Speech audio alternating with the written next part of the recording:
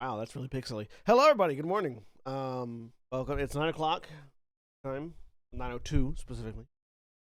That's my microphone. Um, which means it's Senstaku's ADHD stream. My hair is looking particularly RPG protagonist with it. Getting out. It's kind of buggy at that stage where it's like I always get an undercut, so like I need to get like the side of this trimmed up, but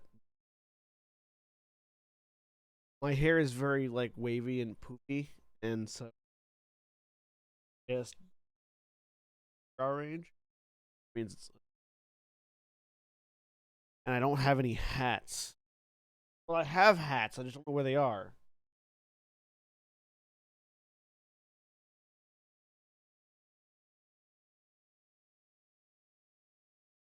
Nope, not down there.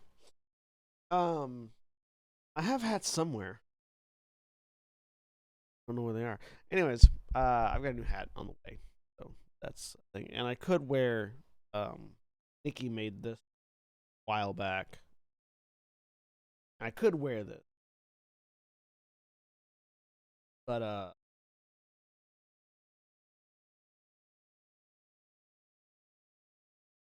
I would look like this. Well, it's not a bad look. It's not the look I'm going for. I guess I should say.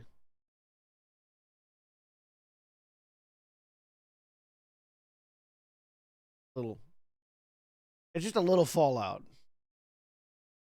And by a little fallout, I mean a little 1950s. Low back. Anyways, we're playing Final Fantasy VII Remake. Still. Getting close to the end. Getting pretty close to the end. We've, last week, we got to the point where we could start actually talking about the plot of the narrative in a more overall sense. I haven't previously, which was very vague.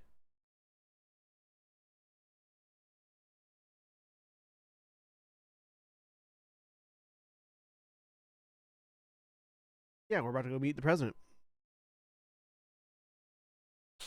So, me and my anime ass hair will go meet the president.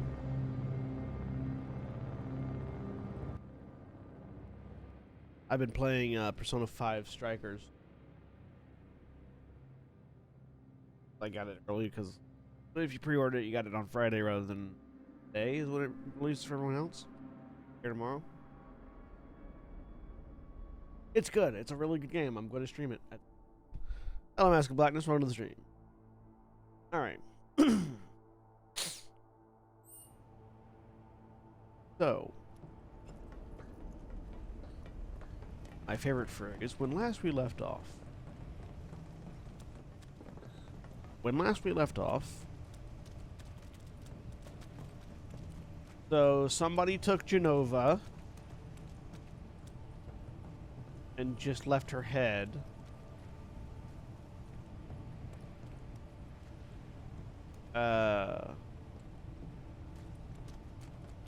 Well, yeah, just left her helmet, I guess. We can't tell if her head's in there. The thing that was on her head, certainly. Which is sort of a reverse, like visual reference to a line from the original game. In the original game, when you first see Genova, she's in a big tube like what she was in here. But it's earlier on, and Barrett's reaction is, "Where Jesus Christ, where the fuck is her head?" Because like it's just a body with no head. Um, so in this particular instance, now we're left with the head but no.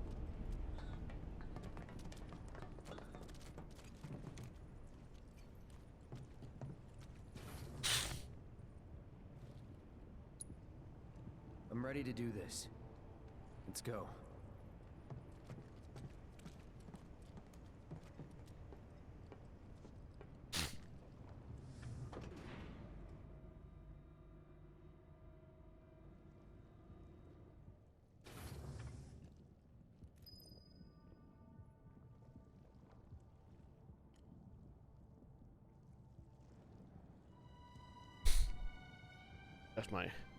I need to adjust my seat back forward.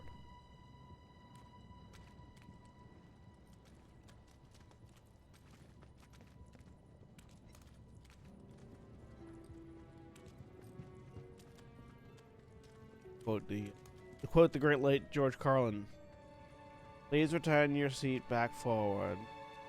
Original upright position. Well, I don't bend that way. I can put my seat back forward. I'd be in porno movies.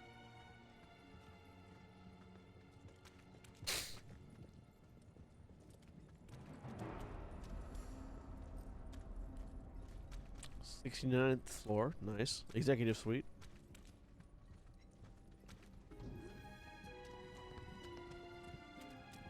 How tall is this building? We've gone up 69 floors and there's still more to it.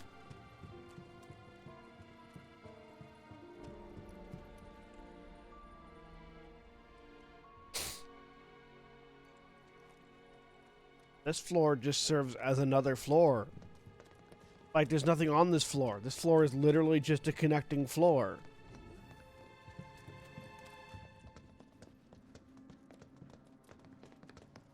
This is floor padding.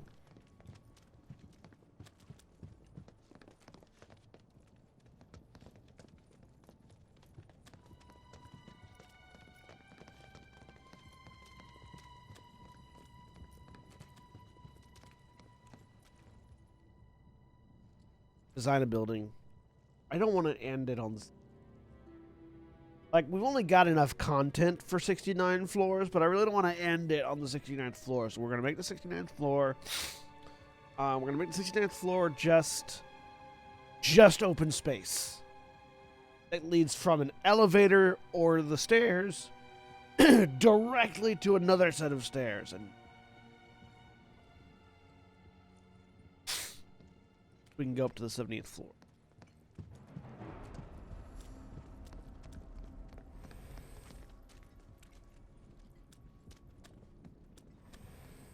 Where the hell is that bastard hiding?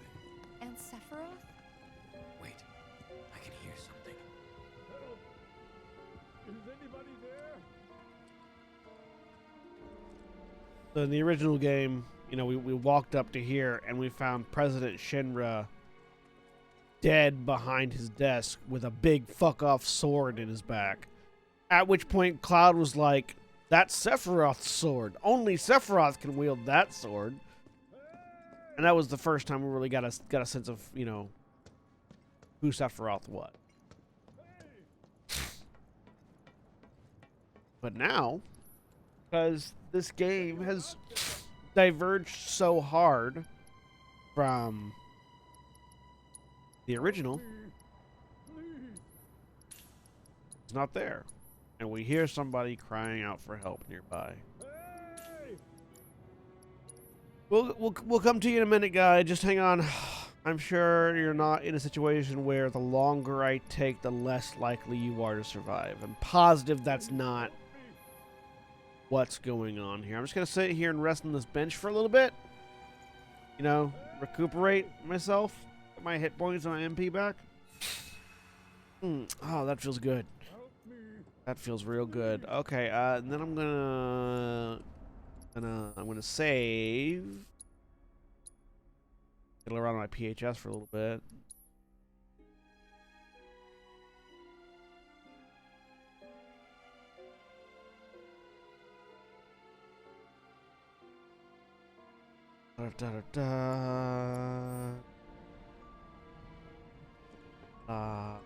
Is anyone out there? Hey! Hey! And oh, Please help hey. me. Oh, Is anyone well, out that's there? awkward.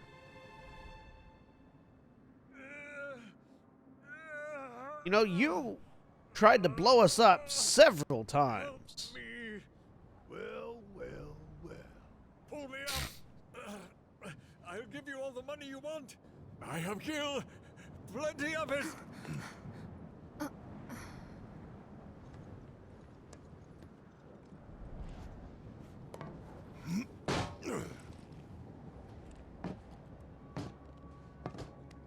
Thing is, I don't want your money. Please.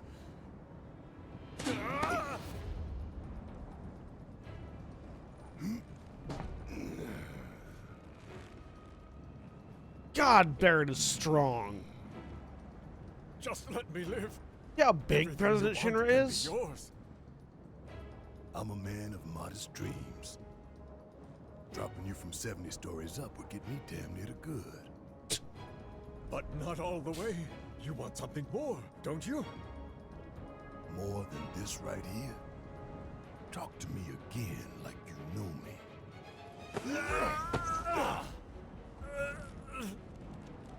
Barrett! Stop it!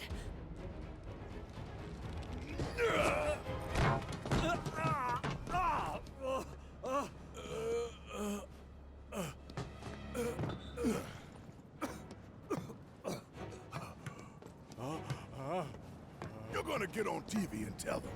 Tell them what you did to Sector 7. That it was you who killed all those people. Then, you're gonna tell them the truth about Avalanche. That Avalanche ain't Wu-Tai or anybody's puppet. That Avalanche fights for the people, the planet. That we fight to hold Shinra to account for its crimes. That is Avalanche. The filthy sewer rats who brought down a Goliath. You tell them that. Is that really all you want? For your names to be cleared? That is what matters most to you? More than shutting down the reactors? Than the future of the planet itself? Huh? Damn. You're lying to yourself even now. Truth, justice, honor, freedom. Vain 1911. indulgences everyone. Picture it. Picture a world without Shinra, without Mako energy. A stagnant, impotent world. Now picture a natural disaster. Also, what are you worried about, Barrett? You have literally fought off bigger things than that. You? With their old world ruined, will they thank you for the new?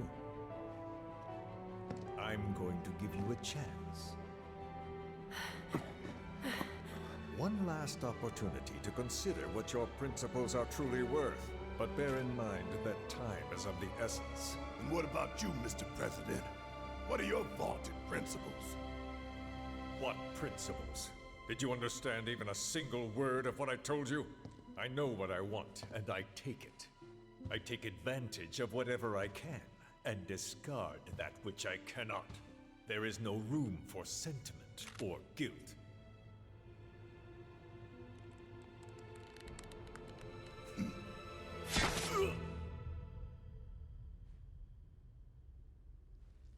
There we go.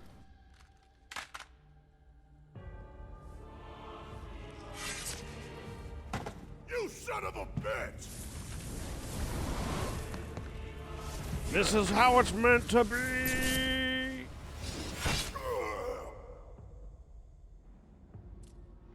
Barrett! So yeah, the shadows there tried to stop Barrett from getting fucking shanked. And failed.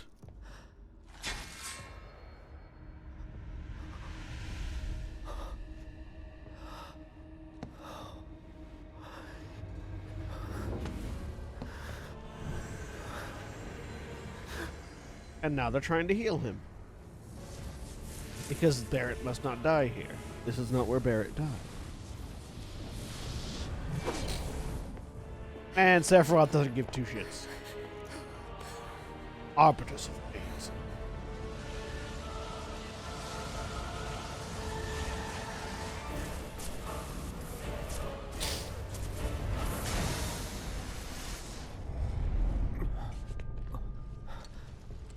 This is... The source of everything. So yeah, Sephiroth is now actively just fucking with the game. He doesn't care about the Arbiters of Fate. He's just gonna do whatever the fuck he wants. It's an illusion. Genova Dreamweaver.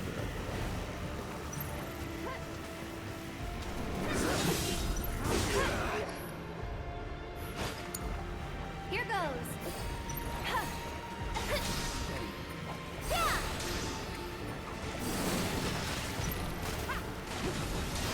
ready.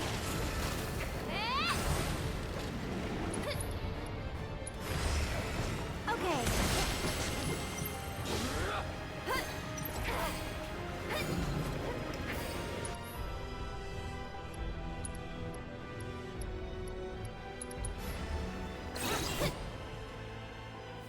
Tops Genova Dreamweaver, top secret Shinra experimental specimen. Information on it is scarce, but it is believed to induce hallucinations. Once its health falls below a certain level, its star gauge cannot be filled. It reduces sleep and magic damage.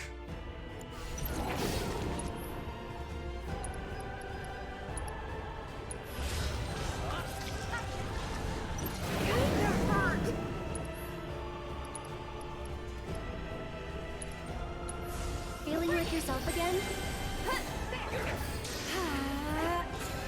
That'll do! That's it!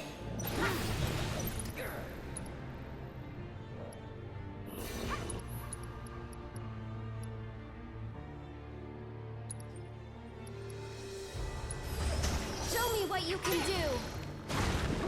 Go on!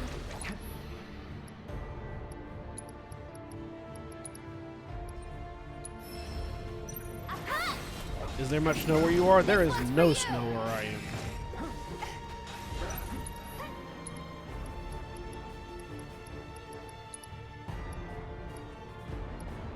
Absolutely none.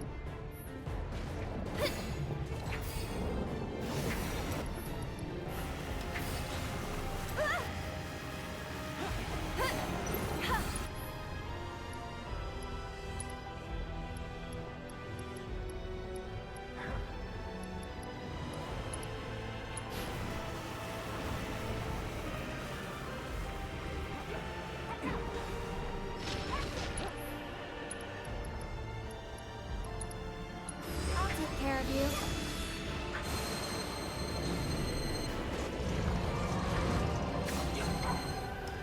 So yeah, so this is Genova. This is a form of Genova. Genova is a... I'm Go looking. on! Genova is a recurring boss from the original game. And also is referred to as the calamity that fell from the sky. So Genova is what Shinra thinks an ancient is, but it's not actually.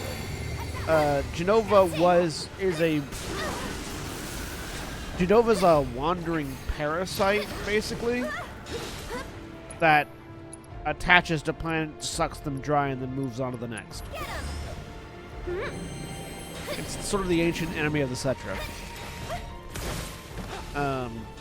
Which is why it looks nothing like Eren, who is a Cetra.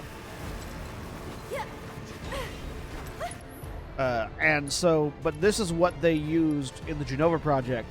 This is what Shinra used to artificially create ancients. This is what Sephiroth came from. And all of the soldiers. Well, all the first-class soldiers, anyways.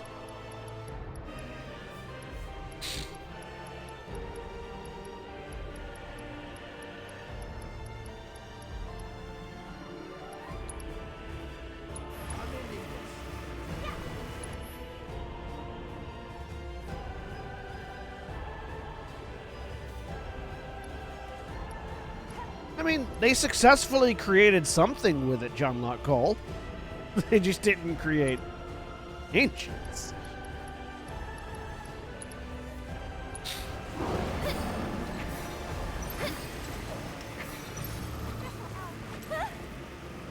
Okay.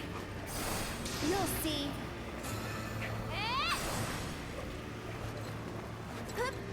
Though, to be fair, they weren't entirely wrong. Genova does have certain characteristics that are similar to the ancients. Is Cloud a first-class soldier? Technically, yes. Go on! Well, that really sucked. Get ready.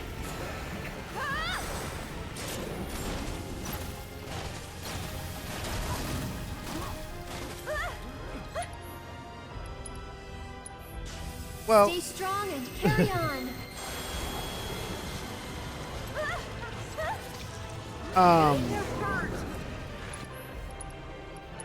Yeah, you'd think studying Ifalna would tell them that Genova wasn't an agent. And I think they found Ifalna after they found Genova is the issue. Go on. Maybe not. I mean, did they find Ifalna first? I don't know. The whole Ifalna Genova thing is weird. No. They would have had to have found Ifalna after. They would have had to have found Ifalna after they found Genova, because the first they were using Sephiroth's mom. His name I can't think of. But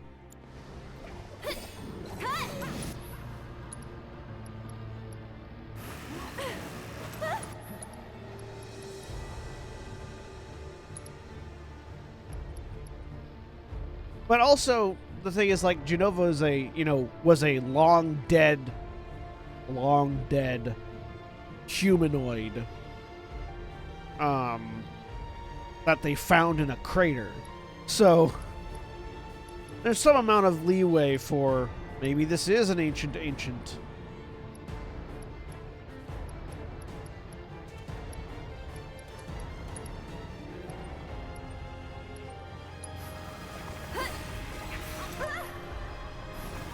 Get him.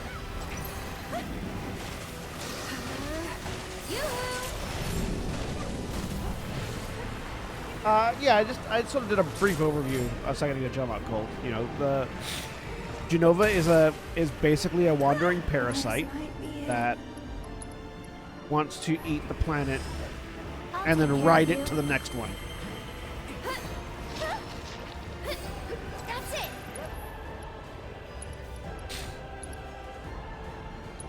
You're ready.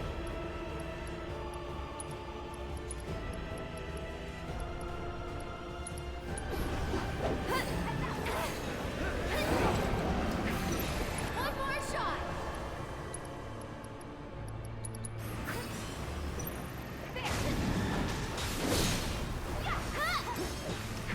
Okay.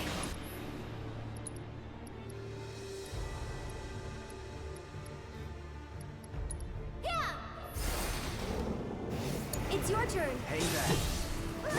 Get ready. Go away.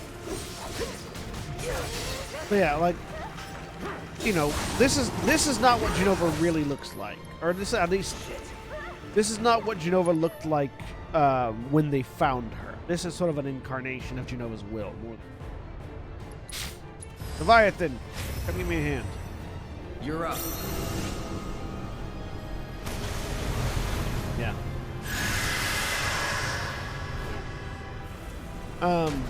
But yeah, there's a honestly, there's still a lot about Genova that we really don't know.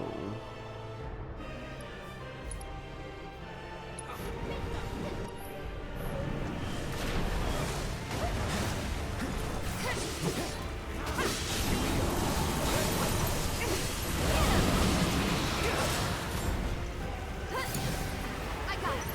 Stay back.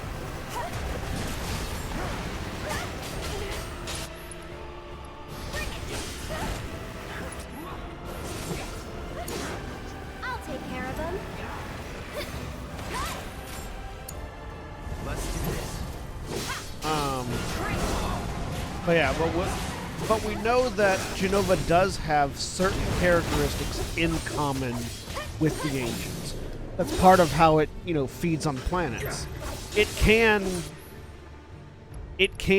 like, not to the same degree or not to the same end that the ancients did, but it can communicate with the planet as a sentient entity. Like, it can understand the sentience of the planet or the will of the planet, and to a degree manipulate it.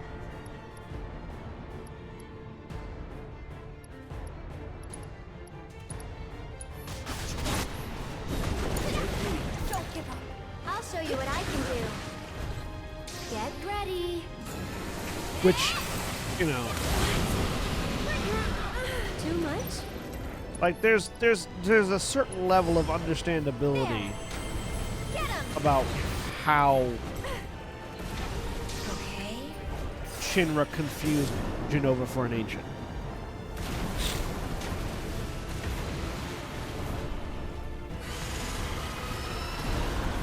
Yeah, which gives it the ability to manifest magic-like abilities without materia. Exactly.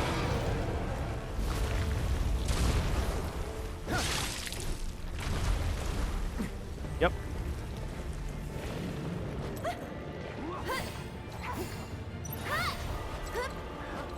So Genova is Galactus? Kind of, yeah. This one's for you. Genova is Galactus on a more biological scale. Where Galactus, like, just literally puts his mouth around and devours a planet. Genova, like, sort of infests and eats it from the inside. This one's for you. Genova is Galactus by way of the Zerg. One more.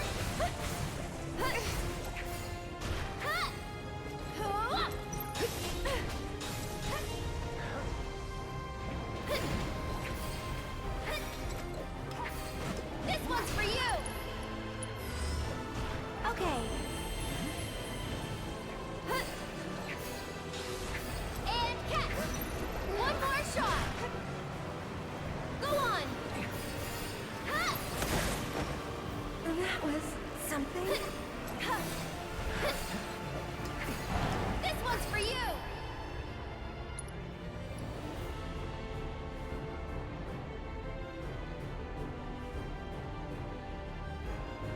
Yeah, Genova is very similar to Lavos. The major difference between Genova and Lavos is that Genova doesn't care about anything. Like, where Lavos, like, has this, you know, pretty long, drawn-out plan for how it's going to eat things, Genova just wants to eat everything. And the only thing that really stopped Genova the first time was the Ancients. This one's for you.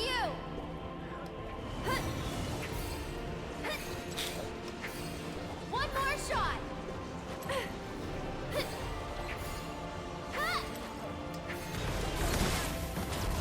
I won't let you down.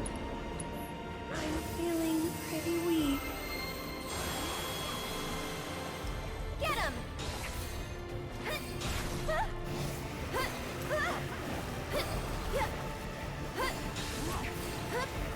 Get him! My turn.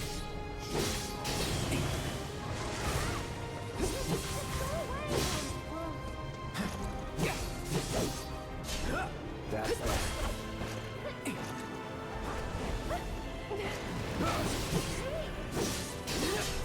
It's over. Cloud's better at cutting these things anyways.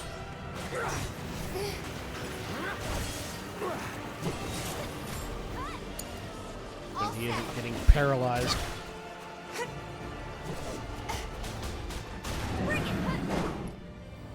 So I found out what that. I reached out to PlayStation to get that fixed. So what the issue is that PlayStation thinks that this isn't my active console, my primary PS4 when it is, and so it has issues connecting with the Sony server to verify my licenses, even though all my licenses are correct. I called Sony to try to get that fixed, and apparently there's a 6-month. So something happened to deactivate my PS4 in November. Wasn't me, so I don't know what it was. And in order to deactivate my PS4 again, in order to re-add this one as my primary, I have to wait 6 months, and apparently Sony's tech support can't bypass that 6-month wait period.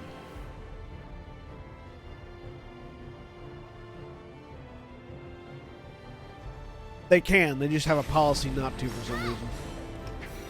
This one's for And you. a policy to lie about it. How do I know they can? Because because there's no hardware reason why you would need to wait 6 months for that.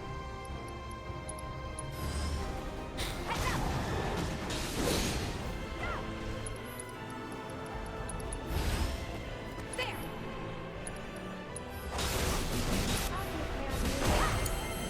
Taking over. It's over. One more shot.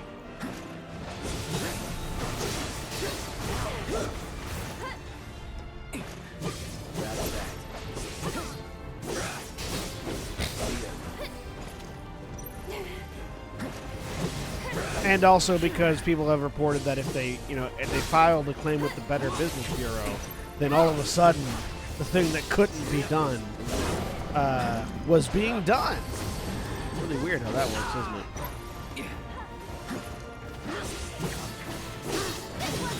Sorry, we can't help you unless it's going to be financially dangerous for us to not notice.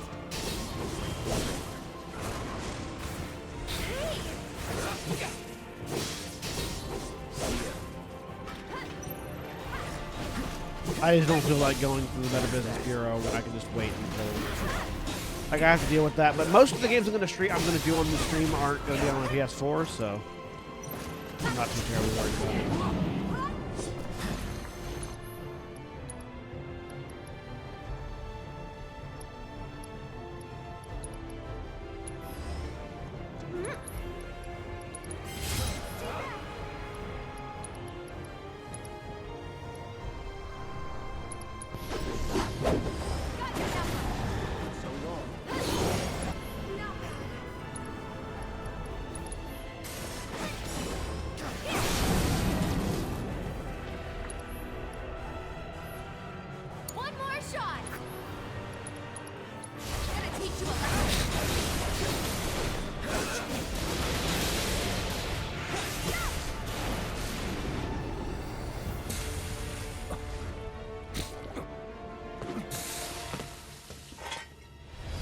All right, we've reached the point where we can't stagger it anymore. You okay? Come on.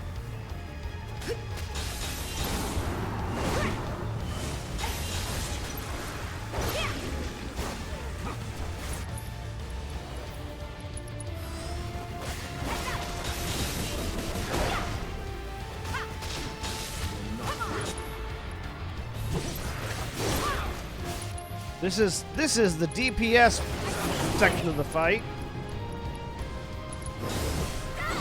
where we really need to kill it quickly, otherwise it's gonna be bad.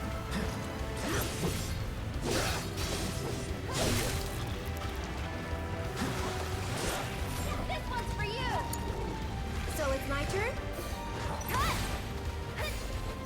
Bring it. One more shot!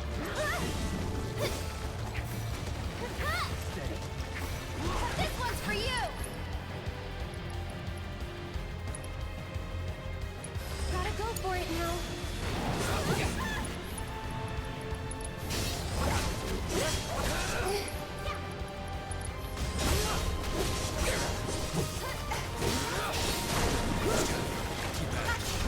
One more shot!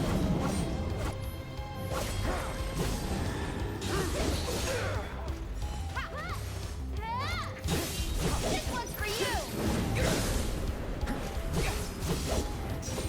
Damn it! Now she's teleporting. That's it! Bring it!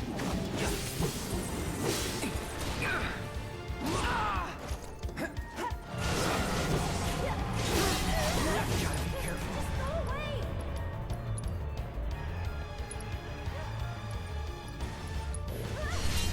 Let's get on. Oh god fucking damn it! Just hang on.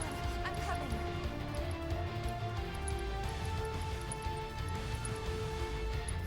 Kept you waiting? Here goes. Go on. It killed me out of my fucking limit break. Stay strong, okay?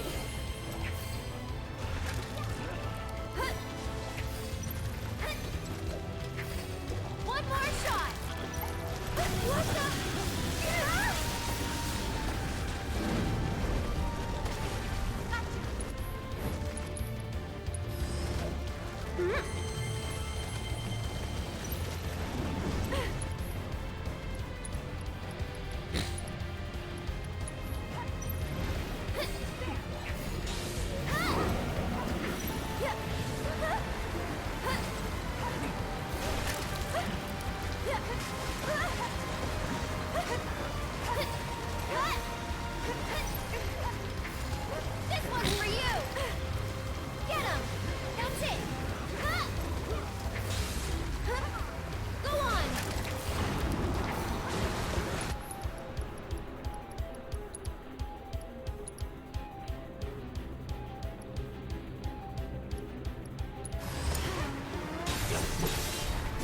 No holding back.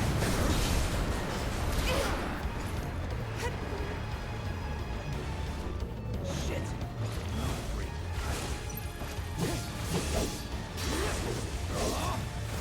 Let's do this.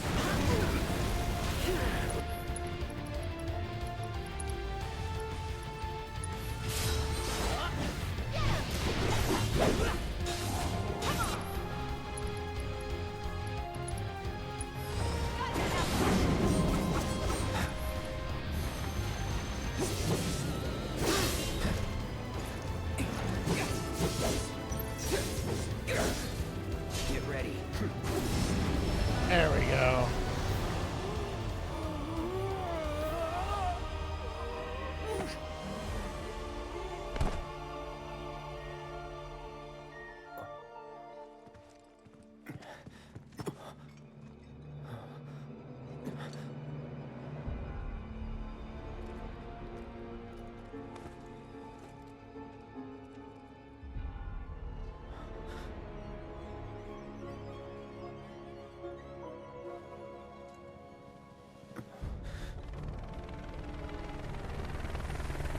HQ, this is Avalanche 3-1.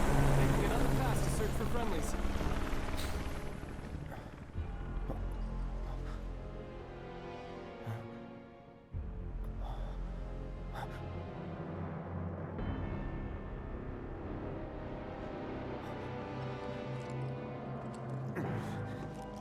I must go. My people need me.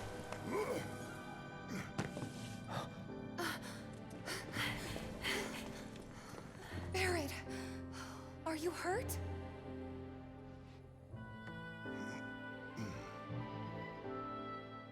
Don't think so. God, I love Sephiroth in this game. He just does. He gives so little of a fuck. Not the one ordained for you by fate.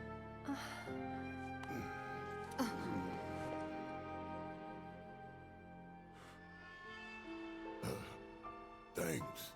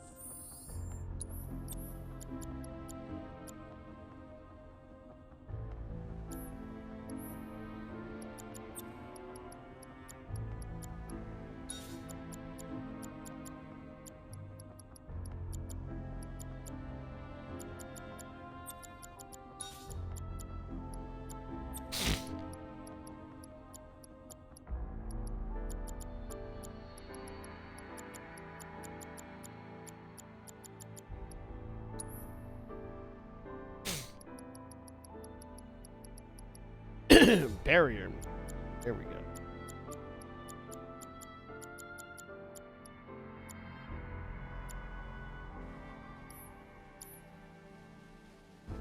Sephiroth's Chaos. Sephiroth Chaos Incarnate. It's not really Chaos Incarnate. He just doesn't give a fuck. Like, it's not that he has any sort of. He doesn't. He does whatever he wants. And he doesn't care. And he knows that nothing can stop him. Not even fate can stop him. He literally, like, the little ghosts tried to stop him from stabbing Barrett, and he just passed right through them. And when they tried to attack him afterwards, he just cleared them out.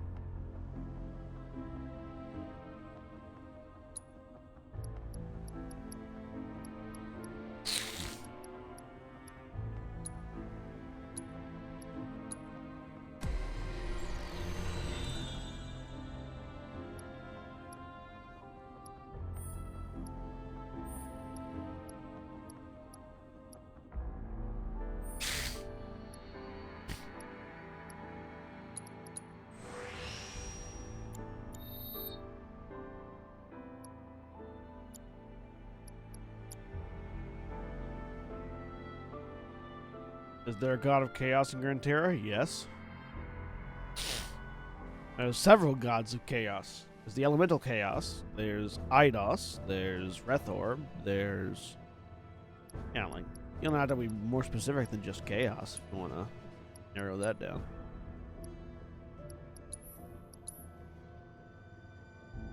There's impulse.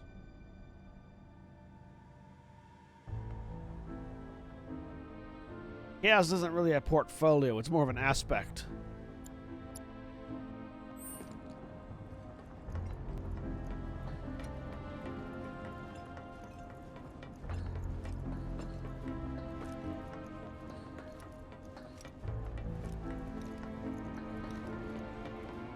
Oh look, another bench.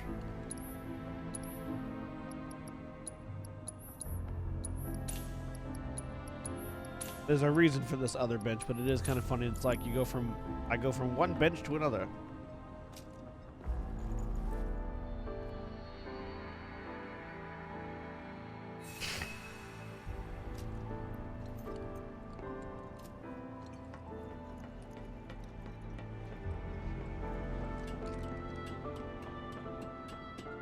Can I give an overview of the gods of Gran Terra? Yes. I'd have to pull up my document. Hang on. Here we're getting around a cutscene. Sephiroth!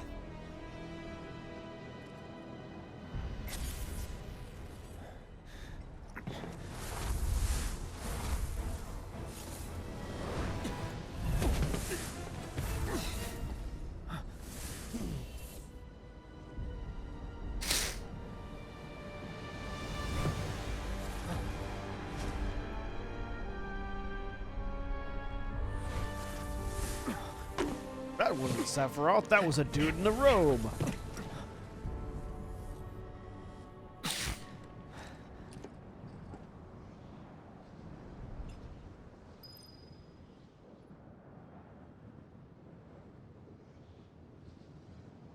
Alright, there it is. Gran Terra Divinity Guide.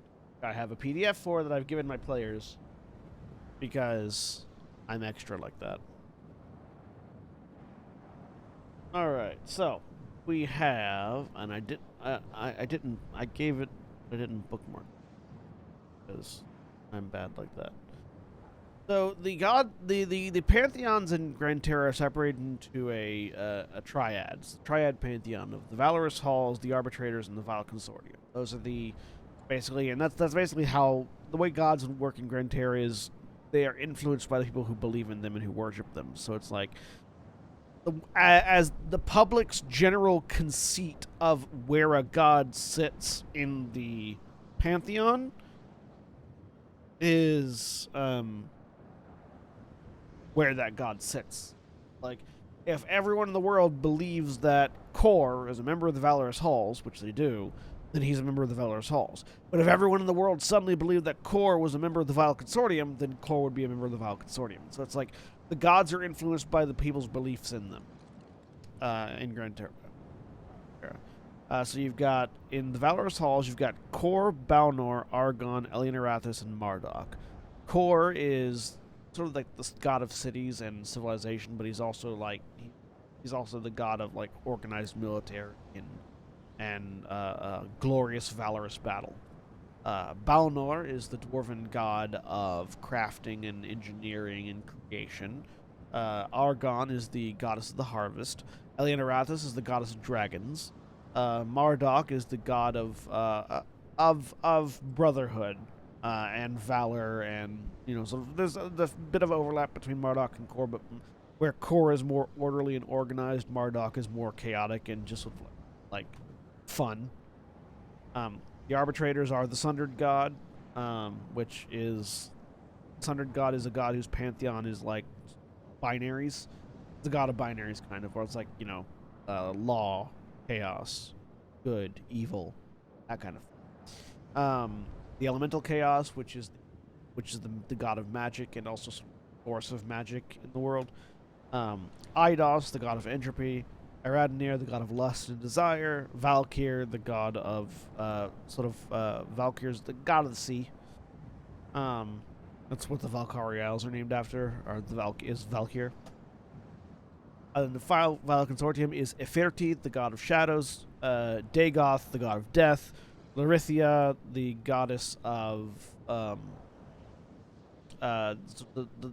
scale bearer is what she's referred to, because she's sort of she's the god of secrets and also of justice, or not necessarily justice, but law enforcement more than justice. Kind of like she enforces rules. The rules aren't necessarily just, but they're rules.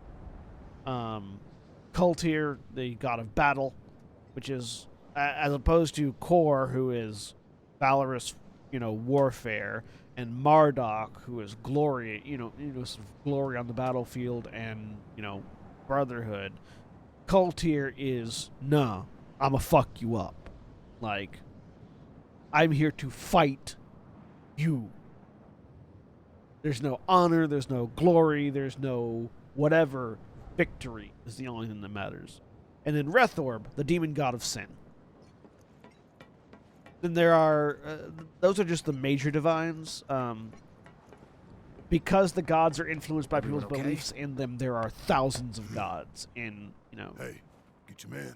in Grand Terra. He got away. About time we made our escape too.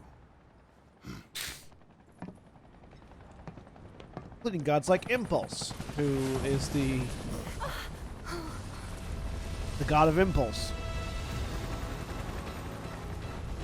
Like whenever you're like standing on the edge of a cliff and the back of your mind goes jump, that's impulse.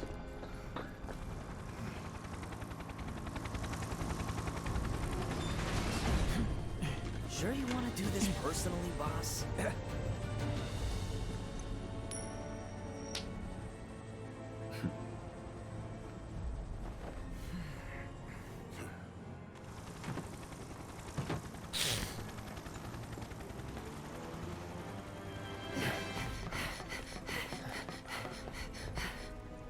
If it ain't Rufus Shinra, heir to the throne himself.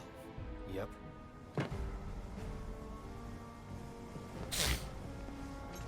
I really like Rufus's coat.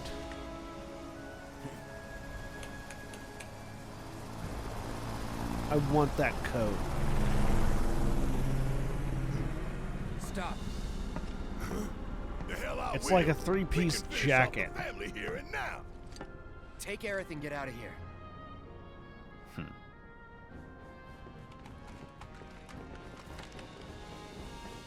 I'll buy you guys some time. I can stay here, back you up. Barrett.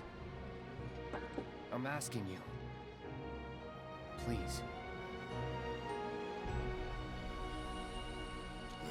Fine. Have it your way then. But you better be right behind us.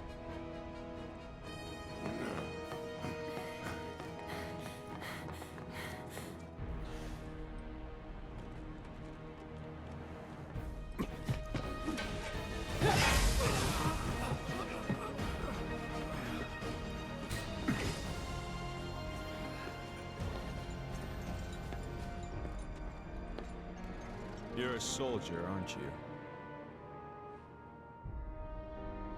Which, of course, would mean that I own you. Ex-soldier. I quit. Secure the others.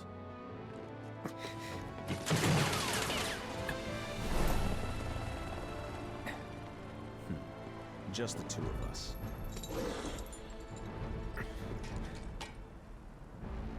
Well, Just maybe three. you and me Let's get this over. and my No. dog!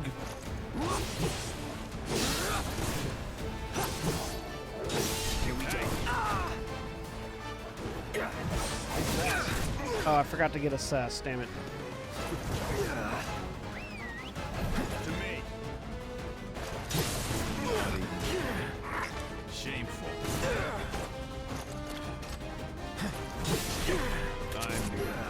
Ow.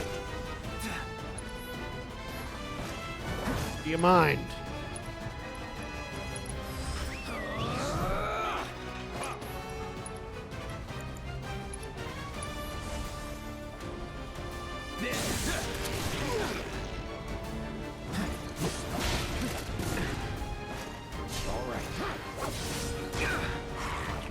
down now.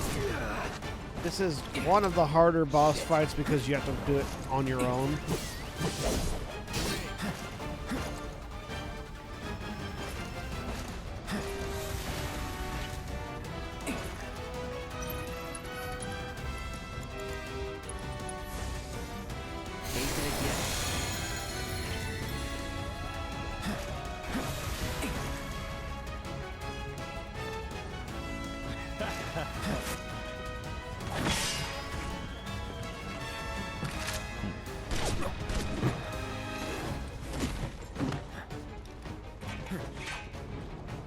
Don't stop. Yeah, so Rufus will dodge everything until you kill his dog.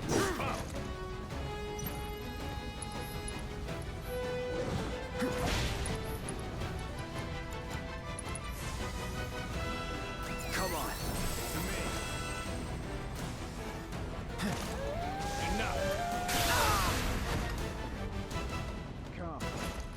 No holding back.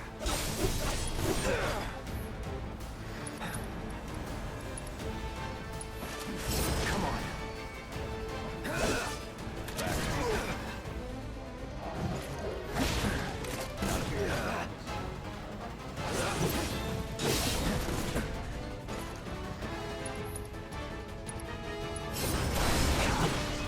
Gotcha! Itch! Understood. Think you got my number? Not at all. You're making me sweat. Good thing I came prepared.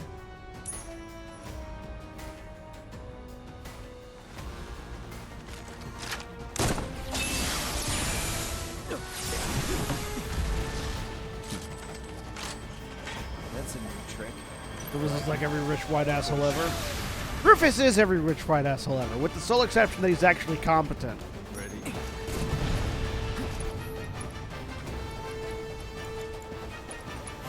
The only thing that separates Rufus from any other rich white asshole is that he's actually good at the things he does, which kind of makes him even more irritating.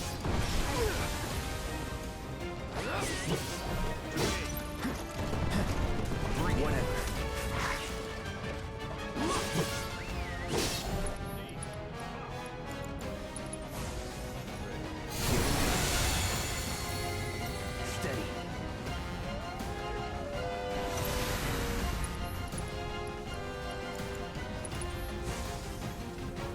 Bring it.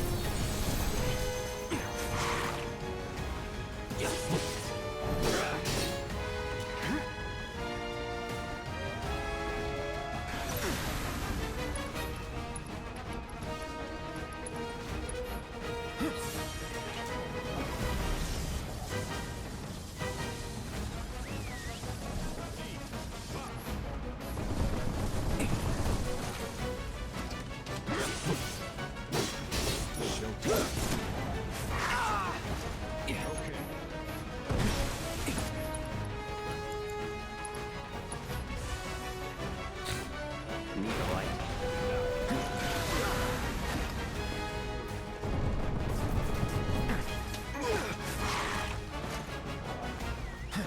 To me.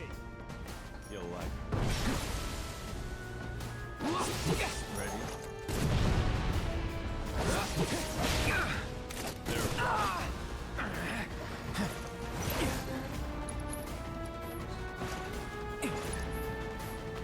Showtime.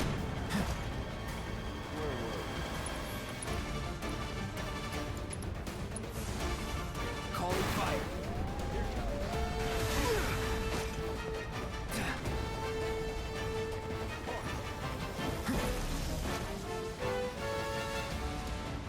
Come on.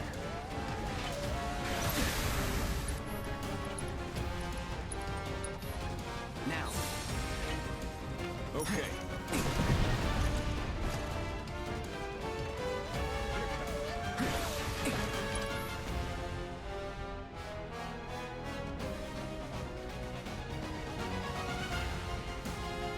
I mean, you can sandbag limits, it's just really hard to...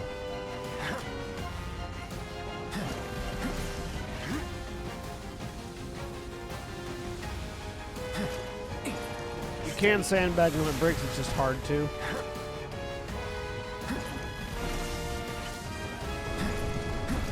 Come on. Wait, actually, no, wait, no, you do lose them after every fight, don't you? Yeah. You only generate limit breaks during the fight. Never mind, ignore what I just said. You'll like it. I've played this game a lot.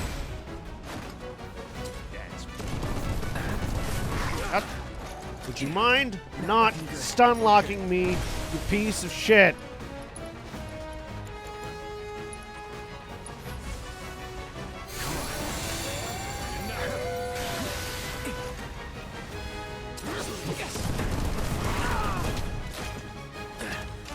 All right.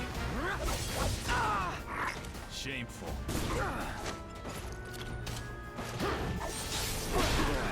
Getting interesting.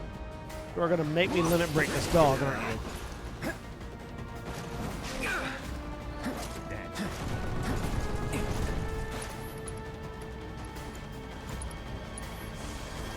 Time to burn.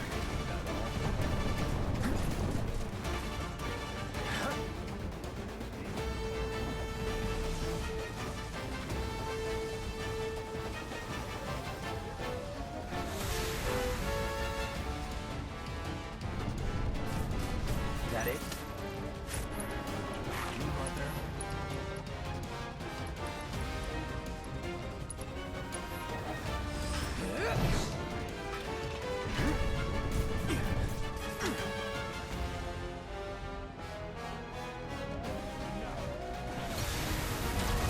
Now you're in for it. First heal. Let's try that again.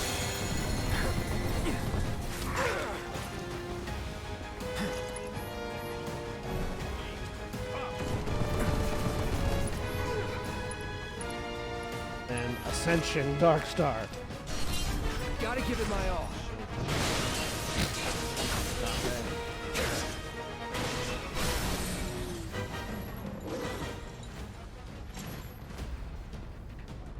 Now it's just the two of us. Now I can actually fight Rufus. Let's make it a night to remember. It's on for real now? Yeah, you should be honored. Keep it up. So Rufus, the only time Rufus won't counterattack you is when he's in the middle of reloading. Where were we? So that's when you gotta really get. Here we go. Ow. Okay. Ready? Fortunately, I've got a fuck ton of ethers.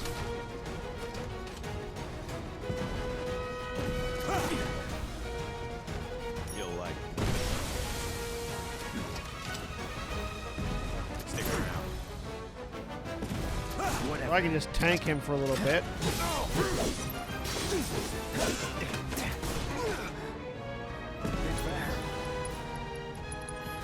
Okay. Stick around. Regen my MP. Okay.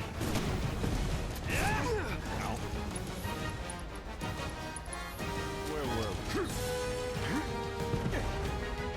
Stick around. Showtime. Come on.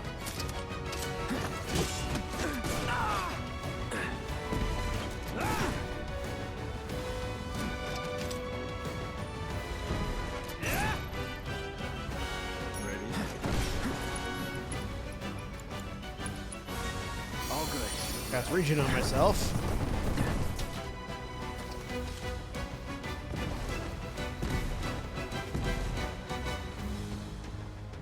Okay. That's actually not. That's actually cats have a mechanism that causes them to stop moving whenever something is on their head. It's like sort of a. Like you can do that. You can stick a. You can put a sticky note on like a cat's forehead and it'll paralyze them for a little while. It's kind of weird.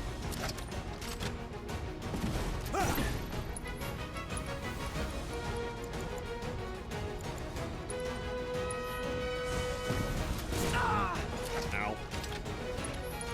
You mind not shooting me while I'm trying to cure myself? Feeling good. Come on. Really appreciate it. Come on.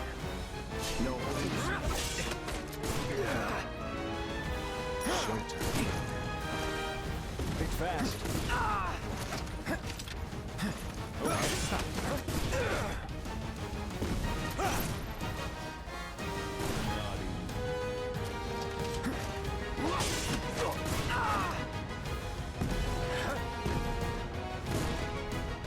Where were we?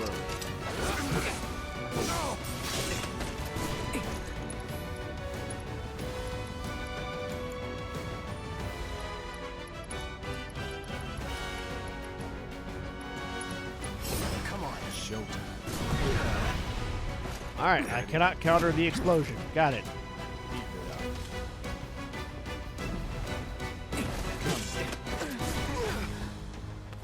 Showtime. Steady. Come on.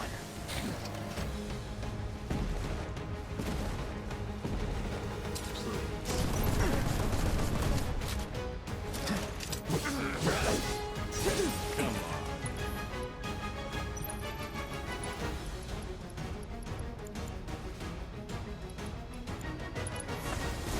Calling fight.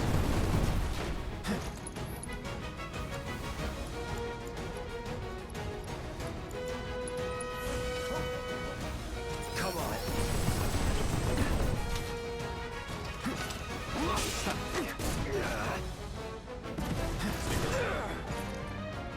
Where were we? Come on.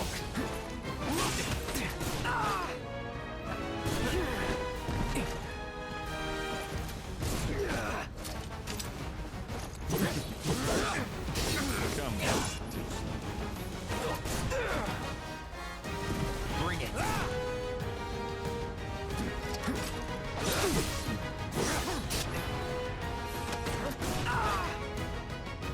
Okay. Keep it up.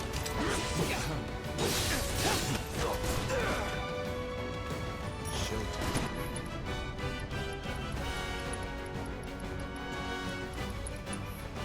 Let's go.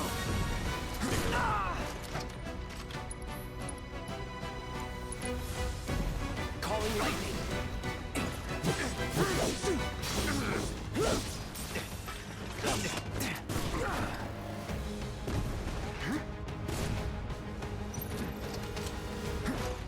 Come on.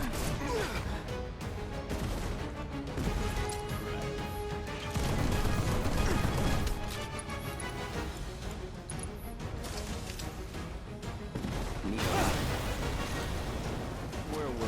Come on.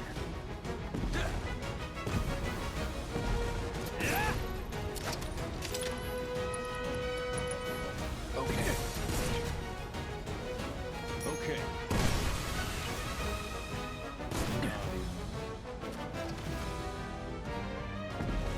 Here we go. I see you. Let's get this over with. All right. Try me. Anytime now.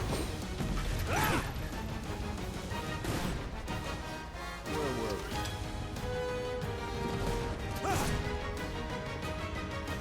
You like that all?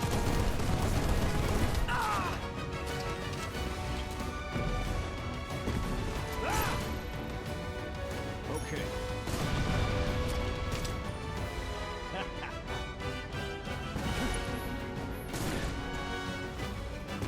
Stick around. No more playing nice. Gonna enjoy this.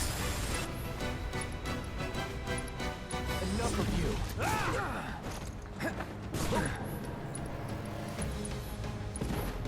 Keep it up.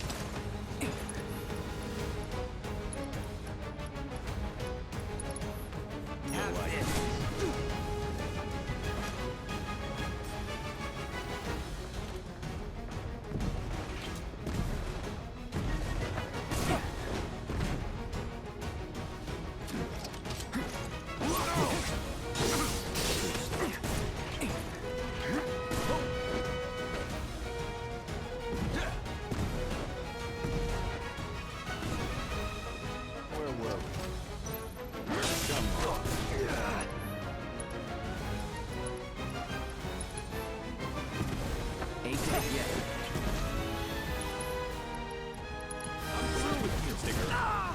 Come on.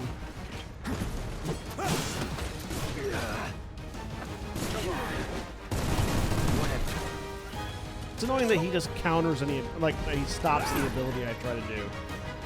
Unless he's reloading.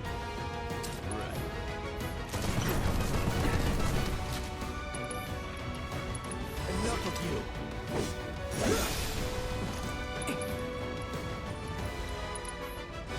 Don't get caught. I think I gotta hit him with a triple slash while he's reloading. That's what I need to do. Steady. I'm waiting. You'll like it.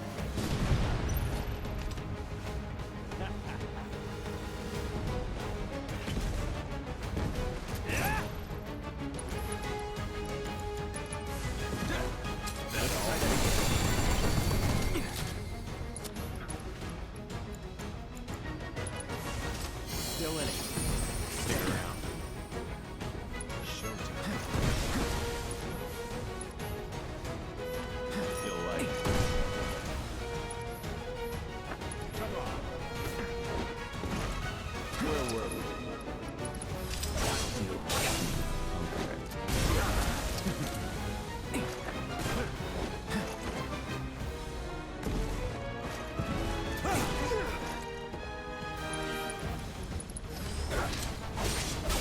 Seriously? Yeah, Never that's it. again. Think fast. Triple slash on the reload seems to be the ticket. Don't get caught.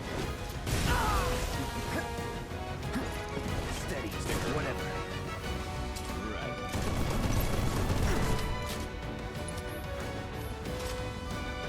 Think fast.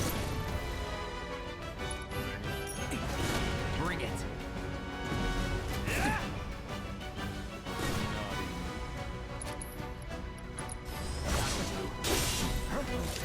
I'm waiting.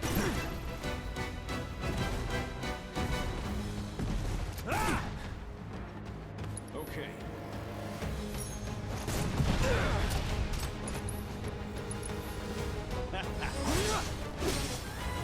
Yep.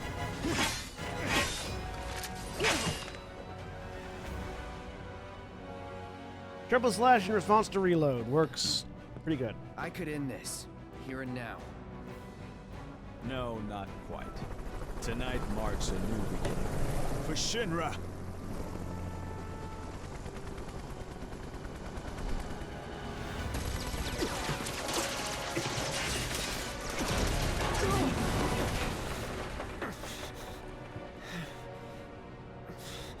I do like that all of Cloud's abilities are based on things that you could get him to do in the game. Like triple slash is like the space between 2 times cut and 4 times cut, or like cut all.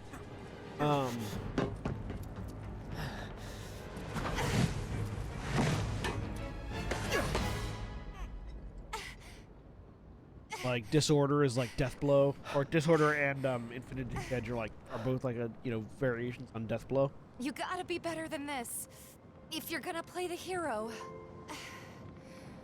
Sometimes I just want to be saved, Tifa. Sometimes I just need a very strong woman to pick me up from falling off the edge.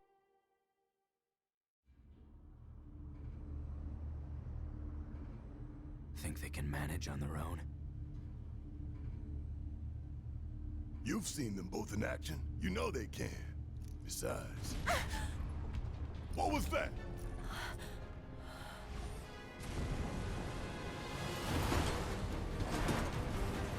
Gotta believe they made it out. I hope so. Damn it. Hey. Screw it. We gotta go back. Hey. What, Red? Get down!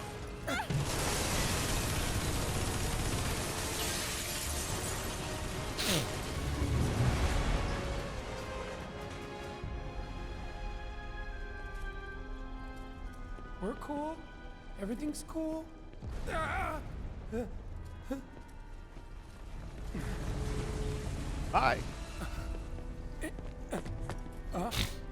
Barrett!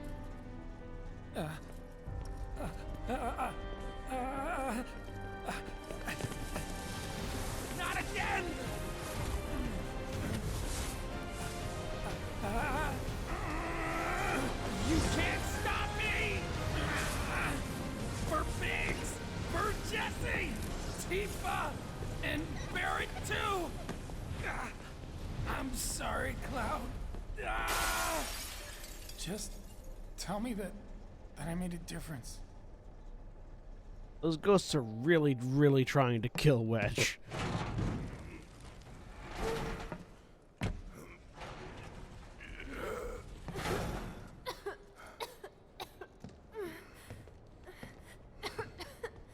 Hey, still in one piece?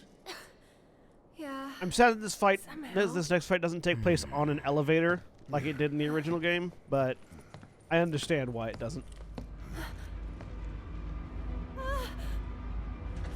Oh, you gotta be kidding me!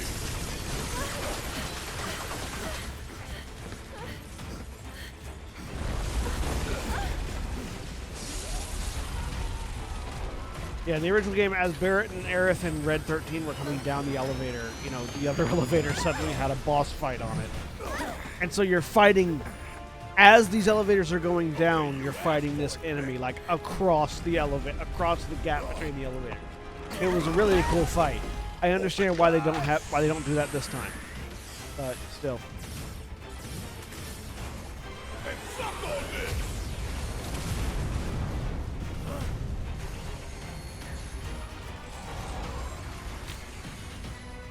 Get ready. I was born ready.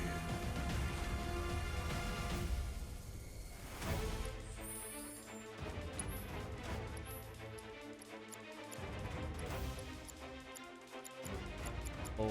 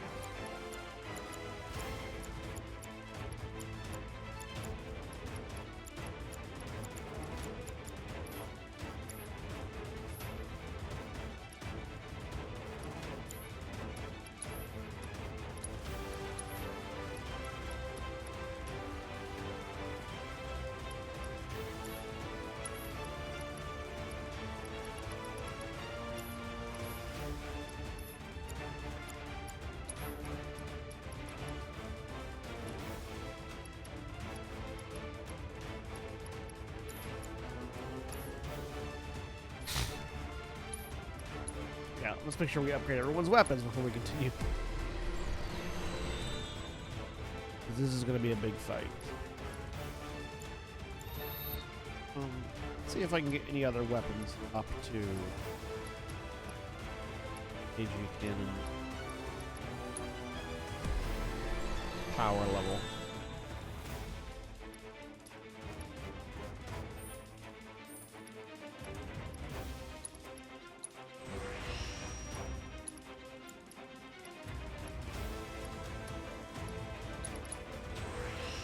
I think I can get anything else up to that level of materia yet.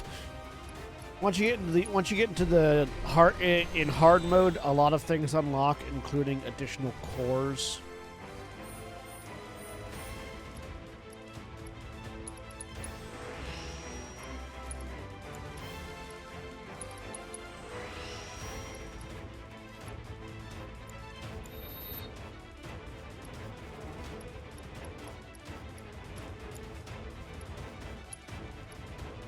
Take one of the EKG though.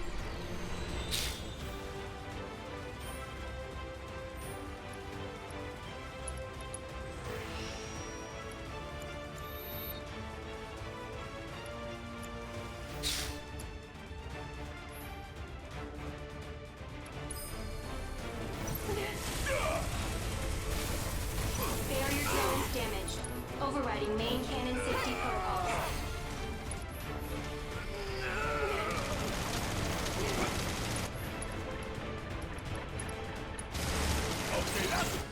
Alright. Barrier drones, melee attacks rapidly fill their stagger gauge, dramatic and long range attacks have no effect. Oh, that's great.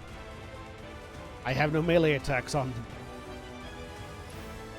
The Arsenal. Yeah. An autonomous mobile weapons platform manufactured by Shinra's Advanced Weaponry It is armed with an extremely powerful cannon on its right arm and its rotary cannons on its left, equipped with a cutting-edge combat AI. It calculates the most efficient method of annihilating its targets based on the situation. How about you? It looks like it's charging up. Fire! I'll blow it to pieces.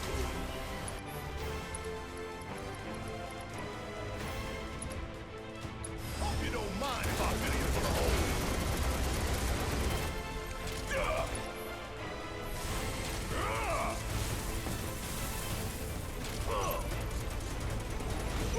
Gotta love it.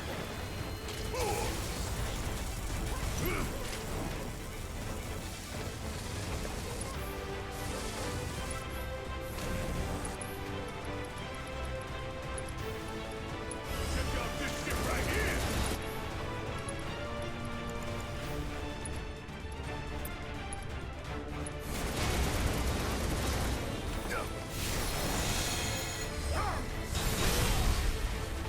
Thank you, Red.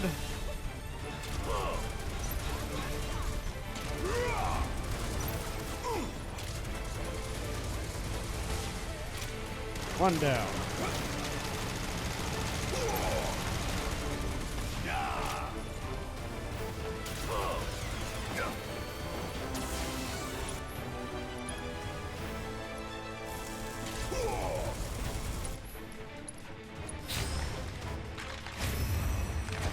This right here is the power of the blade.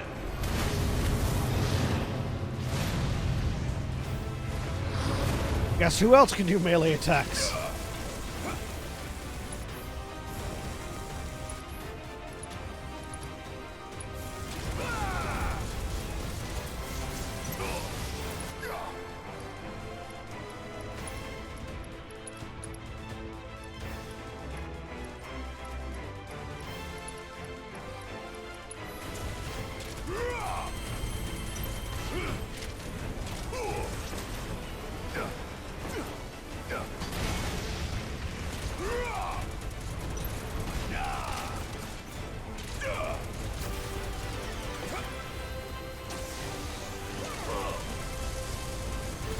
Red, if you want to make yourself useful, it'll be a very good time.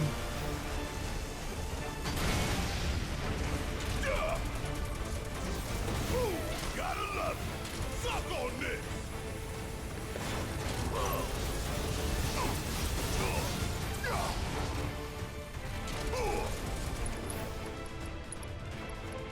Go on it, asshole.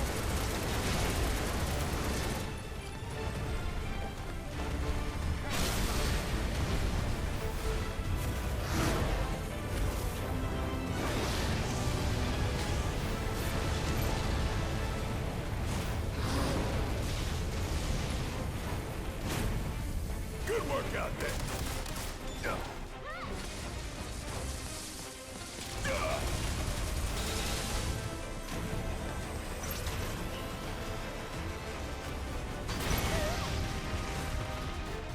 I see. Red only shoots the thing when I stun it with the when I stun it from shooting its main cannon. That's when Red will shoot. Got it.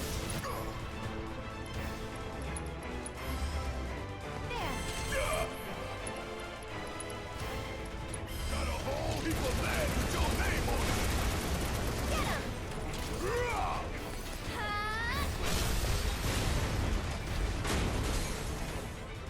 All right, barrier drones down. Defensive systems compromised. Threat level elevated.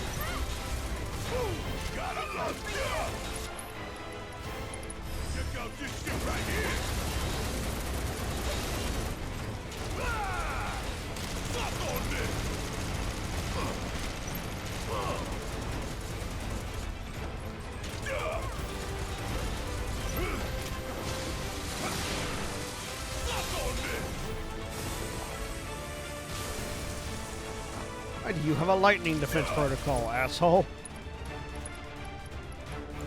That's not cool.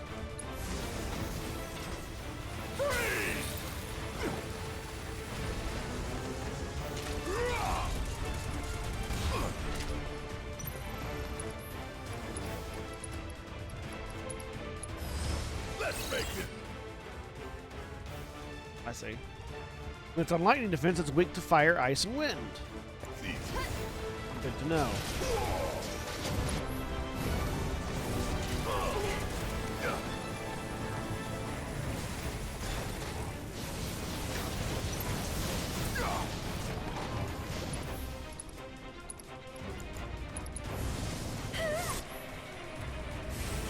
How about an ice cold can to whoop it off?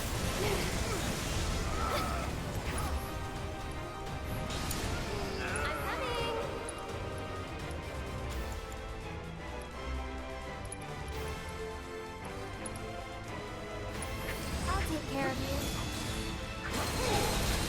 Threat level critical.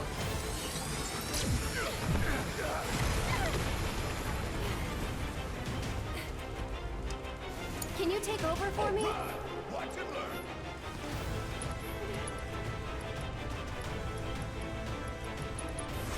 Here we go.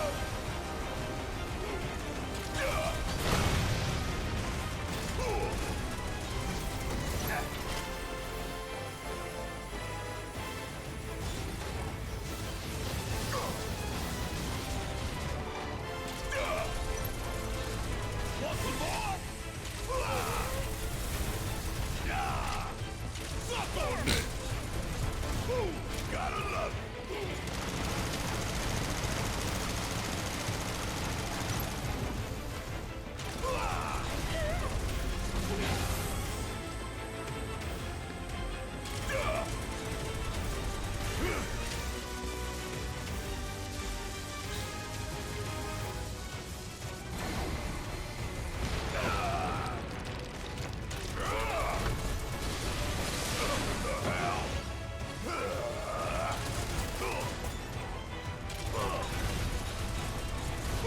Gotta love it! Suck on this!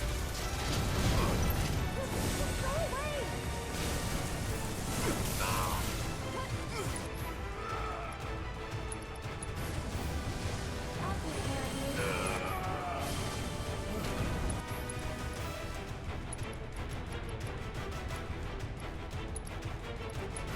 Hope you don't mind if I fill you full of holes.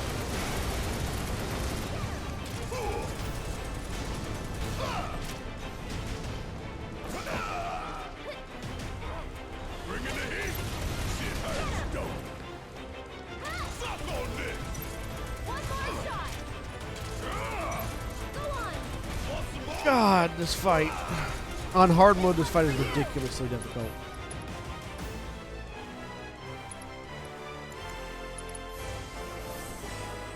That's under I hear? That's it. Yeah. Get him. Oh god, nope, I did not mean to do that. One more shot. Went too far down.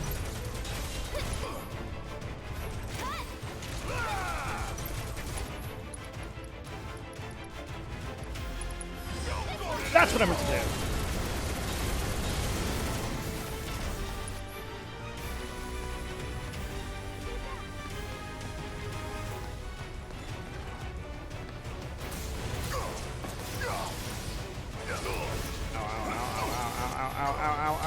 Ow. All you got. Not good enough.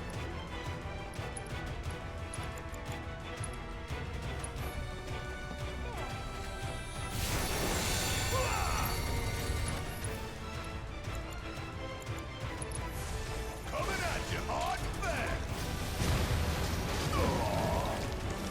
God damn it. No.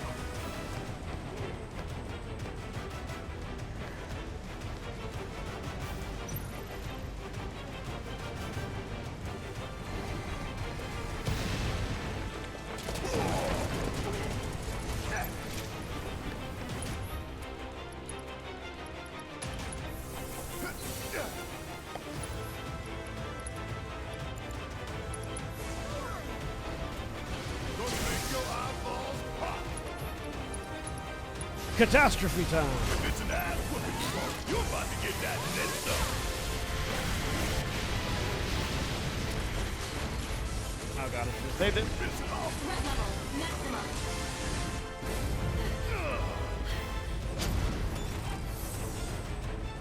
DPS check. This doesn't look good. Any ideas? Take cover behind the green. What debris? Oh, this debris.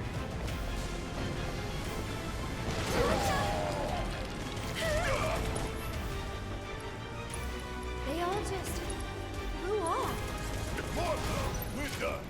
Let's finish this quick. Ah!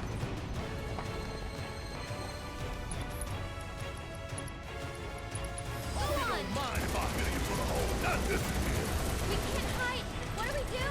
Stop its attack. There we go.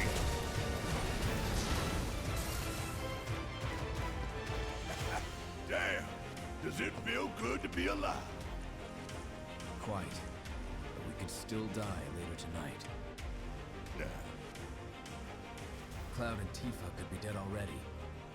The hell they are. Then we need to find a way we can all escape, and quickly. You're right. Let's go.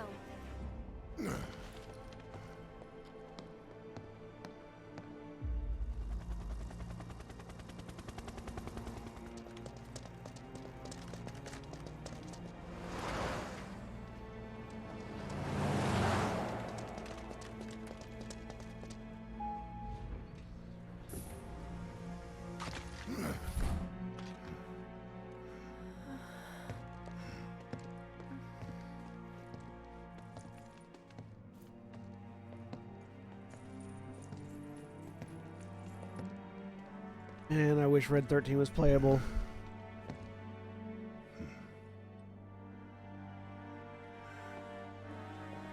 Well, now we approach the segment near the end of the game. I mean, of the Midgar section of the first game.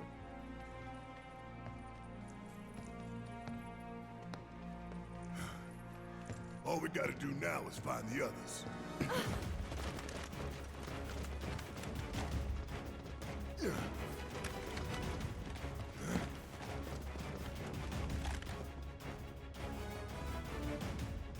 Well, I could not have predicted that we would be surrounded while standing in the headquarters of Shinra.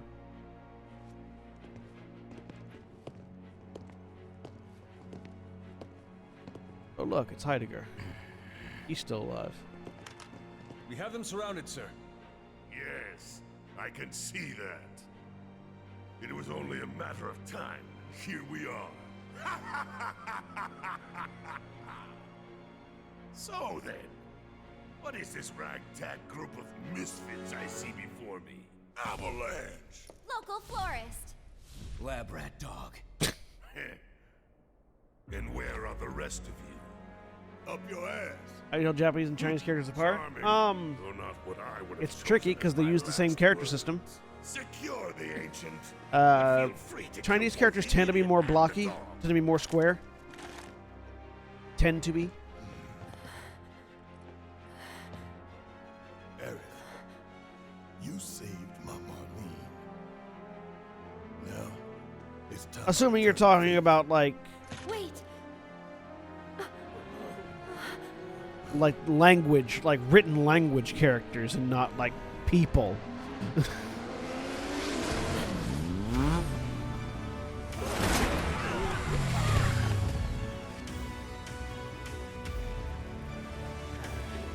Somebody call for a motorcycle. Cloud.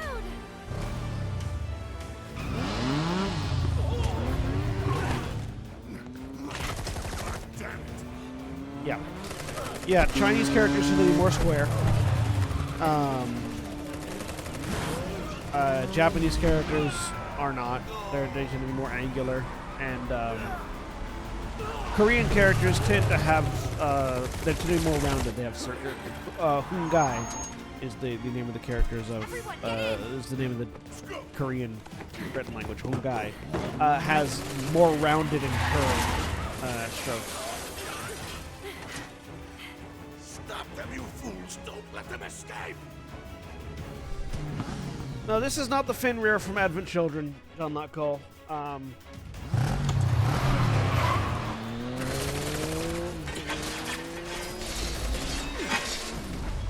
It doesn't have the big front. This is basically a trike. It's got 2 in the back and 1 in the front. The one in Advent Children has 2 front wheels and 2 back wheels. Why is he always And got also had the pop out, blade holders. I mean, yeah, motorcycle trikes have 2 back wheels.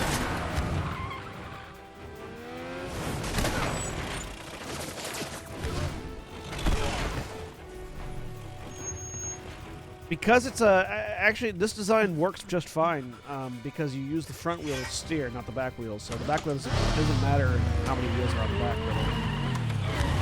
Really. As long as you can lean and turn the front wheel, you're fine. That dude just pissed himself.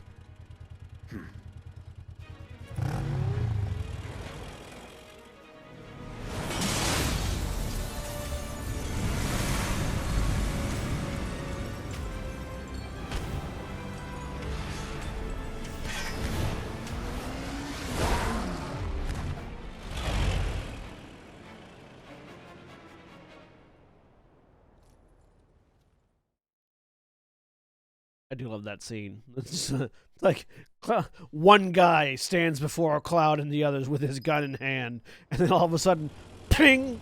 The sword's embedded in this plate glass window next to him, and he's just like, "I'm a fucking bolt." home free, Red? I wouldn't celebrate just yet. Man, you need to lighten up. Hell, you might even try smiling.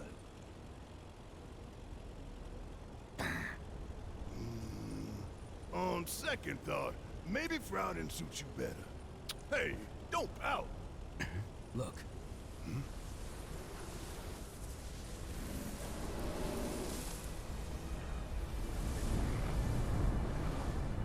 Whoa, whoa, whoa, whoa! Are you guys seeing this?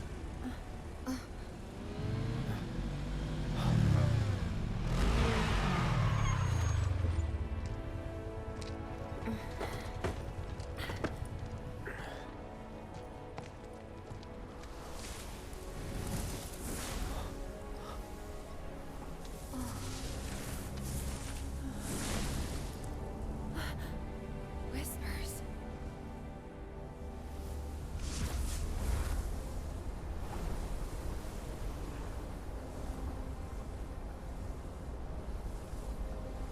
Something fucky happening over at Shinra HQ.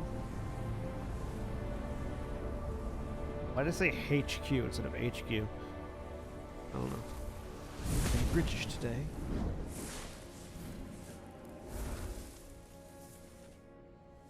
Welcome to our HQ. What is all this?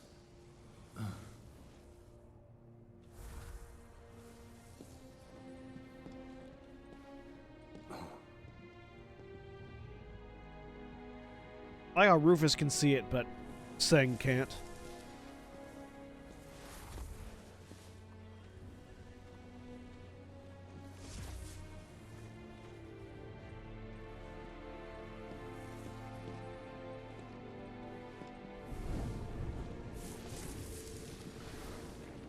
Are we near the end of the remake? Yeah, we're close to the end now.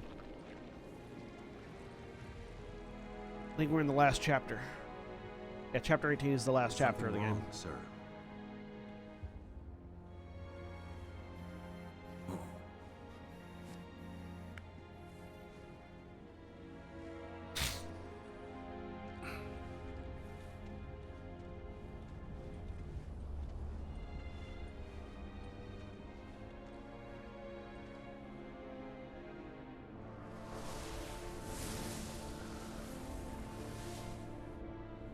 I see.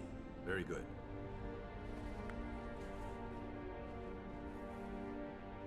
The men are on standby, sir. Your orders. Bring them in. But yeah, as a reminder, most people can't see the whispers. It's like the whole damn building's made of them. Yeah. I don't understand. What are they doing? Who knows? Wedge, you don't think he got caught up in it, do you? If he did, I hope he's okay. They're coming. Who? Turn around, Barrett, and you'll see. This we don't need. Time to go.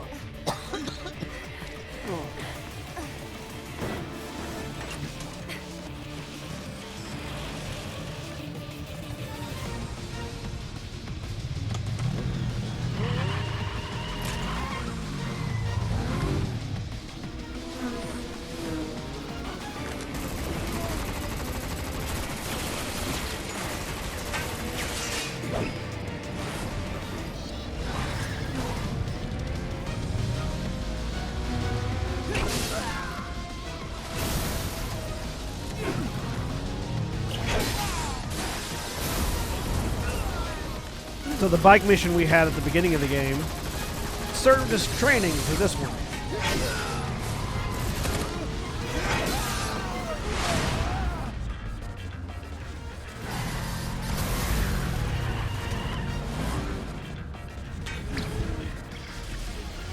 Yeah, no, this is the most memorable minigame in the game. And I do like that this time they gave us a little bit of training with the first mission. Rather than just throwing you in randomly with no idea what the fuck you're doing. Also, the motorcycle we're riding here is the Hardy Daytona.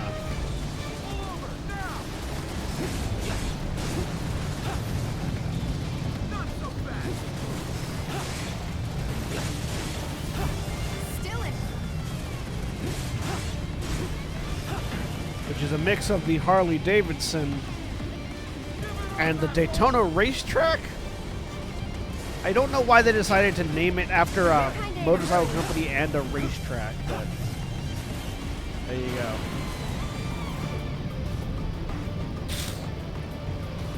I've been to Daytona. Actually, my family, my father was big on race cars. My mother was actually a race car driver, as was my older brother. My father was a mechanic, so he occasionally raced too. And they would regularly go to competitions at Daytona. Circle around to the other side.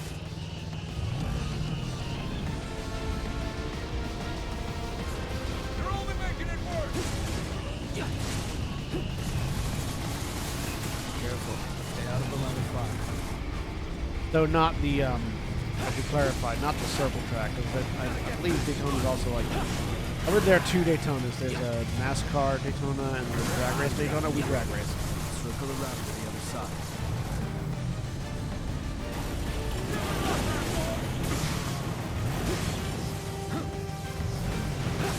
Move aside. Careful. Stay out of the line of fire.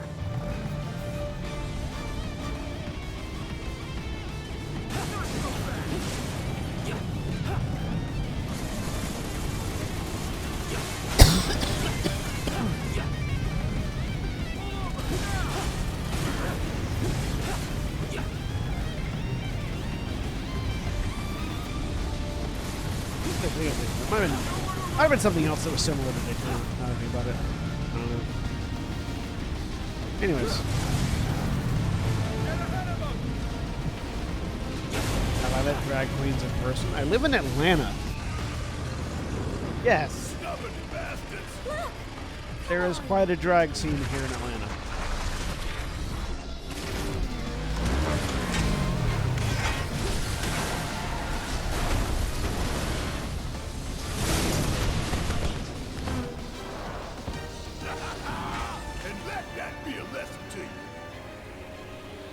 Firing warning shot. Heads up. That chopper is all mine! I'll bring it down real quick!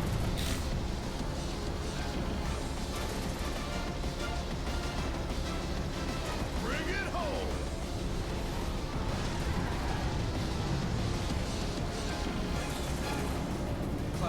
Here. Try catching us now, you bastards! I hate to spoil the celebration. There's more. Thank you, Red, for healing me.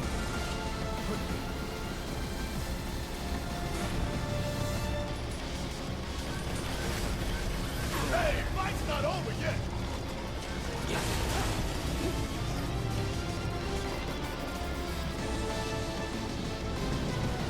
Don't give up now, you guys.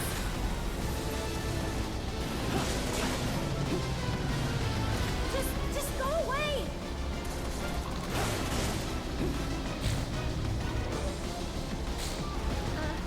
What the?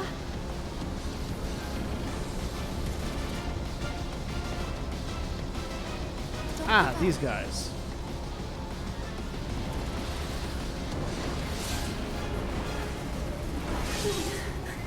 I can't remember what they're called, but we definitely fought them in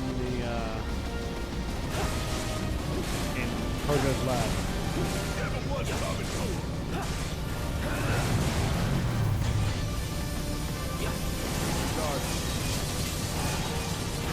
Bring it. It's on you.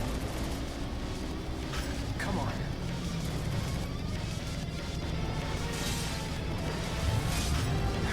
Let's pick up the pace.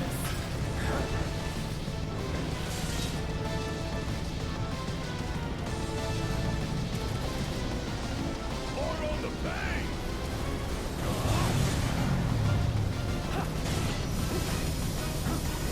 Keep your guard up!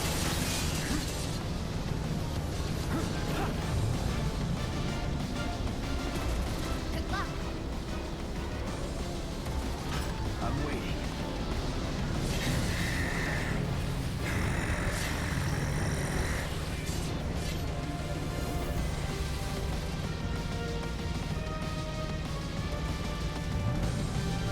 You can do it. Call them those Nike companies. They certainly are that.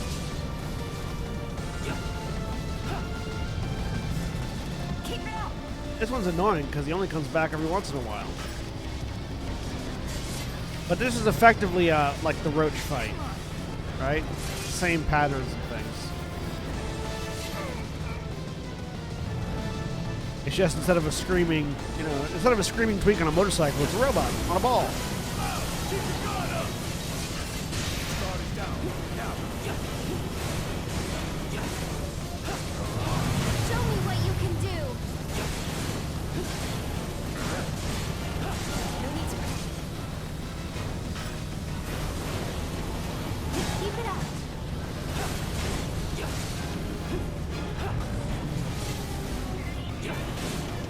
Can't afford to lose focus. Ow.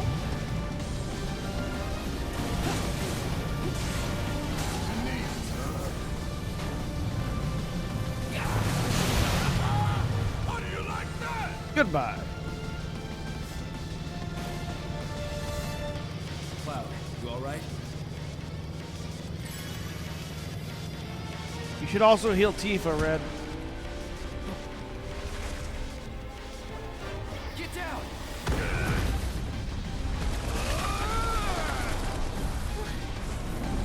Him again! Guess we owe you another. Shit, we got incoming. I'll take the chop. The fights are all yours, Cloud.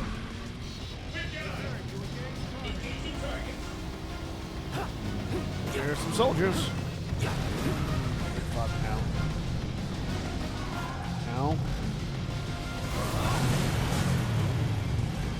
Targeting vehicle's wheel.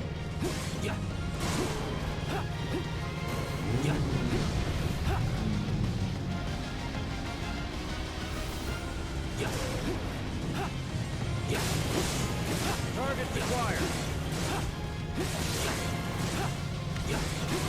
I like that we went over the same ramp together.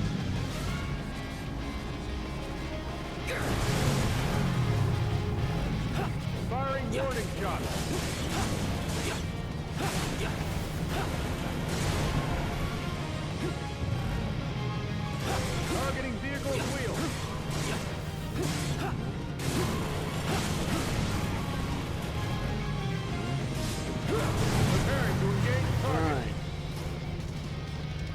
One soldier dealt with.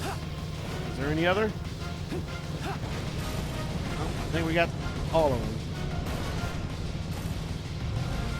I dealt with both of them at the same time.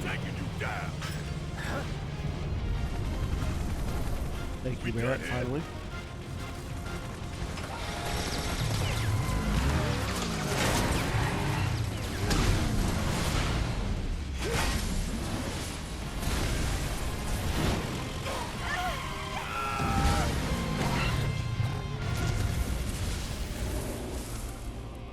I've been fighting second class soldiers. No, those were third class. You good? We haven't seen any second class soldiers yet. Cloud, you okay? So now, they're on our side? The Whisperers intervened, not to defend us, but to preserve the flow of destiny.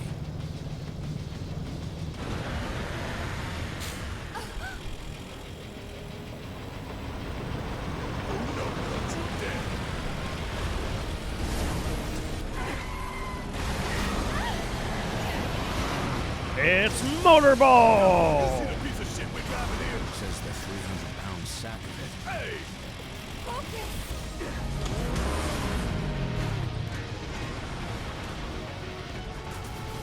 I'm on you!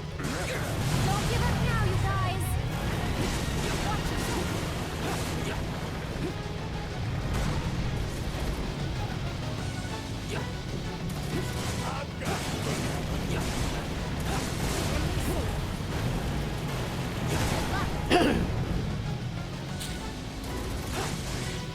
It's on you.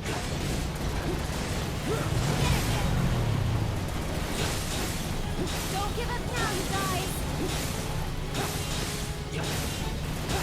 I'm counting on you! Give him what's coming to him!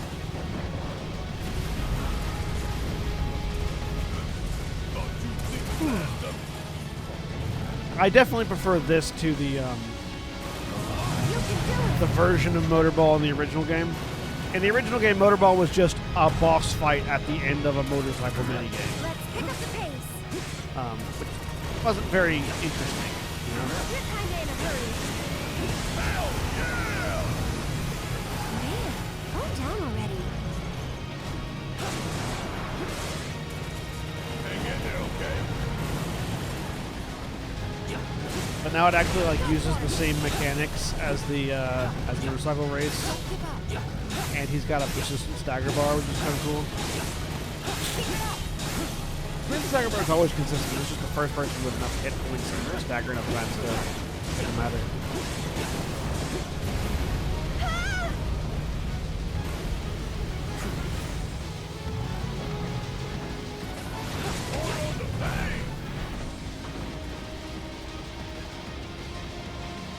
No time for you.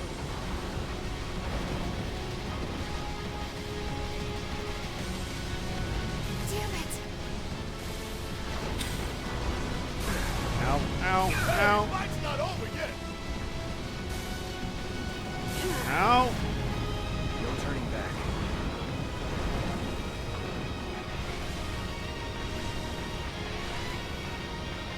God, I'm losing concentration.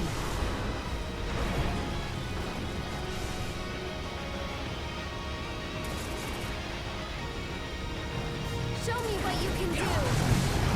Alright, that was really dead. Bring it home!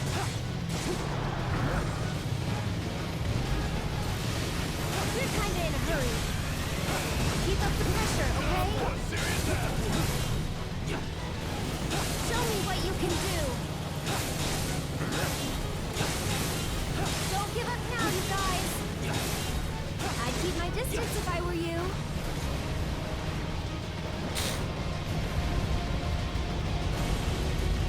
Let's pick up the pace.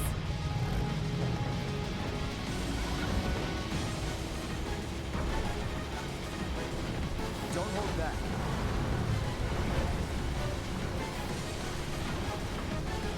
Stay strong.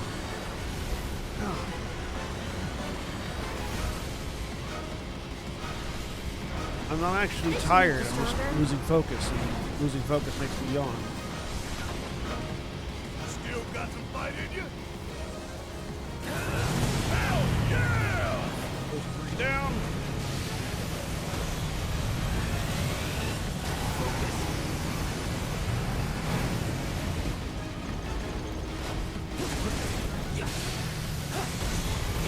Strike hard and fast.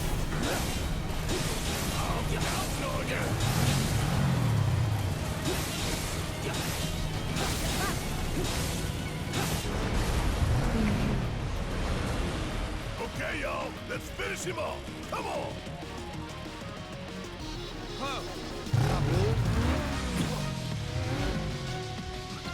Go for the head. With pleasure.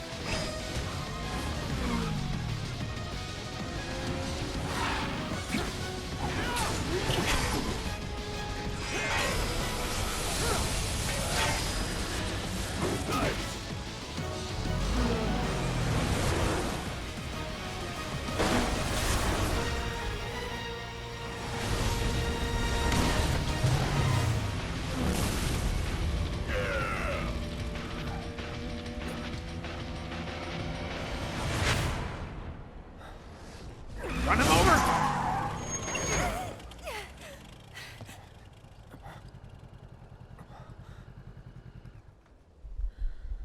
Well, well, well. We've reached the end of the line.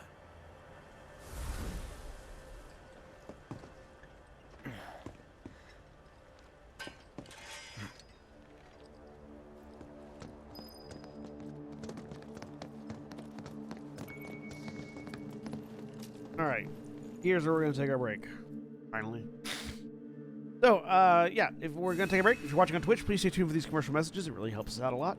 And reminder, my break is your break too. So be sure to get up, stretch your legs, grab a drink, get food, whatever it is you need to do.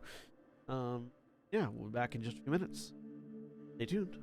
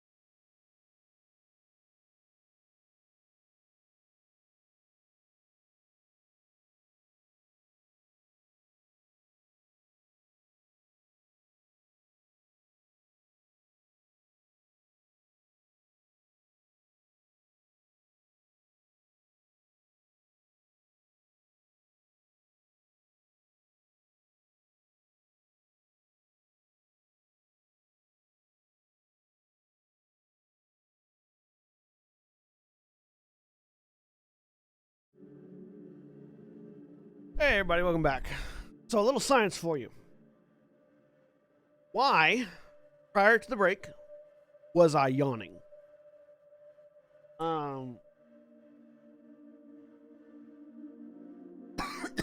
So, one of the things that characterizes ADHD, as far as like, this isn't solid, but many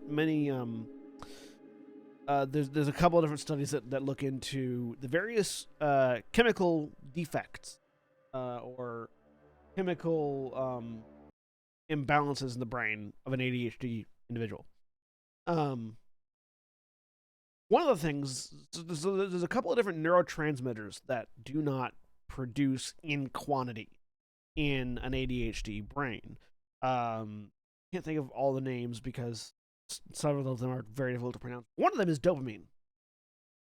It's theorized that one of the things that causes ADHD is a lack of dopamine. Dopamine is your it's commonly understood to be like the pleasure chemical. It's a thing that you get a hit of dopamine whenever you do something that's fun or exciting or entertaining, and it stimulates you awake.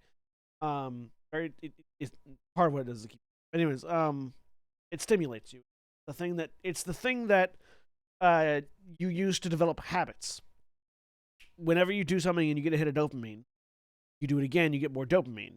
And the more dopamine you get, the more likely you are to develop a habit. Right?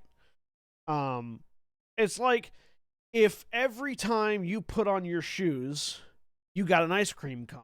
If you liked ice cream, you would be inclinated to put on your shoes more. It's kind of the idea. Not exactly, but in that's an understanding of. Or, you know, anything else you do that you enjoy, you know, whenever you being rewarded for doing a task develops that task into a habit. Well, the issue with an ADHD brain is, at least as far as some of the research indicates, we do not produce enough dopamine to do anything.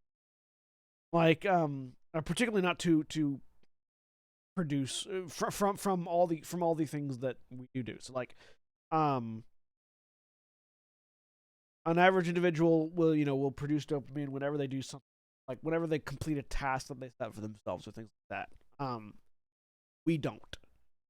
It's much harder for an ADHD brain to produce dopamine, and so we tend to, much like everybody else, we tend towards doing things that make us feel good. So when we find those things that do cause our brains to produce dopamine, we latch onto them. That's what hyperfocusing is. When somebody with ADHD like almost is like obsessive over a thing, it's because it's one of the very few things in their lives that provides them with dopamine naturally. Video games is that for me. Like, I play what would seem from an outside perspective to be an addictive amount of video games. But once you understand that's one of the very few ways my brain can produce dopamine, it makes a little bit more sense. And it's less of an addictive, like, variety kind of thing. So the issue is, when you lose that focus, when you lose that hyperfocus, your brain's not creating dopamine. So once I lose focus in a thing that I'm doing, I'm getting lower and lower and lower on that chemical. Now, another thing that dopamine does, in addition to being your pleasure chemical, it is also a chemical that promotes wakefulness. It's one of the ways you stay awake. That's why whenever you get bored, you get sleepy. Whenever you get bored, you get sleepy because your dopamine levels you lower down. So when I like what was happening before the break, as I was losing focus because playing the game wasn't generating enough dopamine for me. And that's partly because I've played this game 100 times before, so it it's the diminishing returns, you know. Once you've done a thing times, it stops being fresh, and that really hits that really hits people with ADHD. Like, there are certain aspects of this game I could play forever and I'll love all the time, but I've played it a certain number of times, it stops producing dopamine. So yeah, so like when I get to these sections where I'm not, it's not that I'm not having fun, but it's that I'm not having enough fun, I guess would be the clarification there. I start to, that's part of why streaming by myself is so difficult, because if I don't, I'm an extrovert, and so I get dopamine from hanging out with people and talking with people. That's one of the other very few ways that my brain generates it. So if I don't have another person here to talk to, like if chat's being particularly quiet, or if I don't have another actual person on stream with me, I'm relying solely on the game for that dopamine. And if it's a game I've played a bunch of times, in less and less and less and less. So that's why I was falling asleep before this. I felt like that'd be a good like education point to stop here and like say, hey, this is part of the way the ADHD brain works. Sensibly a show about awareness.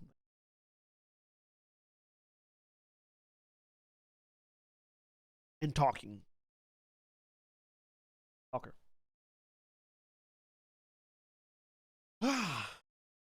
That's all done. That's also why caffeine has not a lot of I have if I'm low on other specific brain chemicals.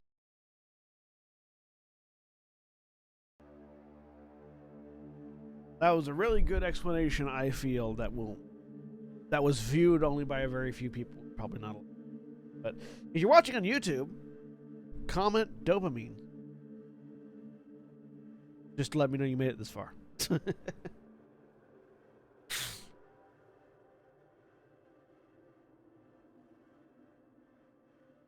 Speaking of YouTube, I got caught up on all the episodes of this that I was short on. Episode 10, I had to download and stitch together the two halves of it and upload it, so that took a week to get done.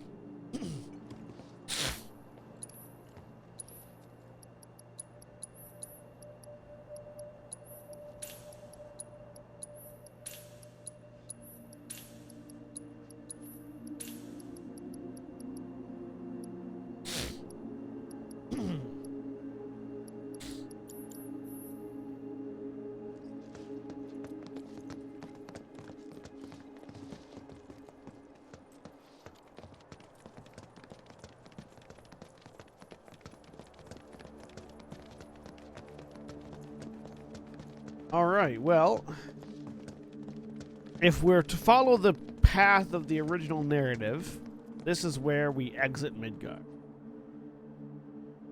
Nothing else happens.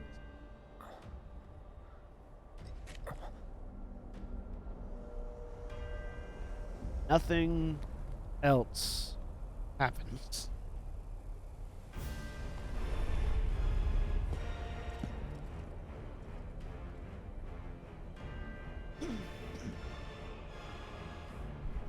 Okay, asshole, let's... We exit Midgard and go to comment. Oh, shit.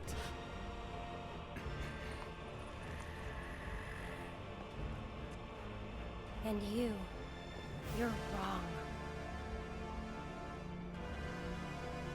Those who look with clouded eyes see nothing but shadows. Everything about you is wrong.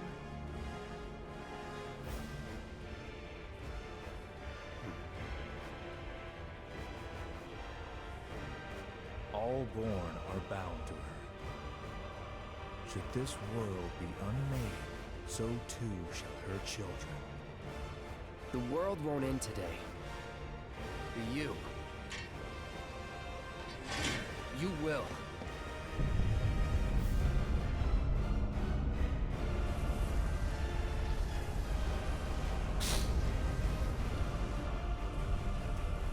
Listen.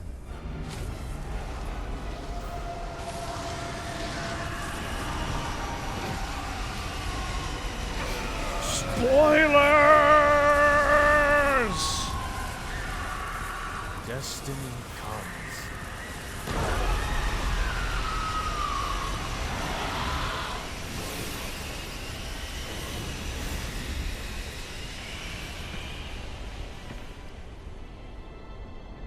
What's this? Who's this guy?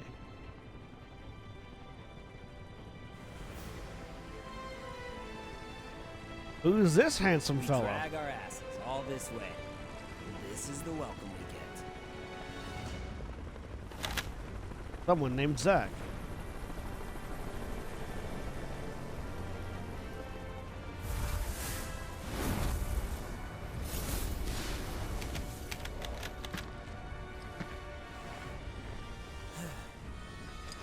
Boy, oh boy.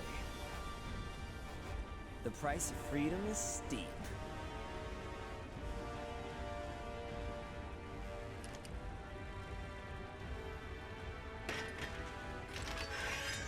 There's no materia slotted into that sword. That seems like a bad idea. Embrace your dreams. And whatever happens, protect your honor. As a soldier! Come and get it!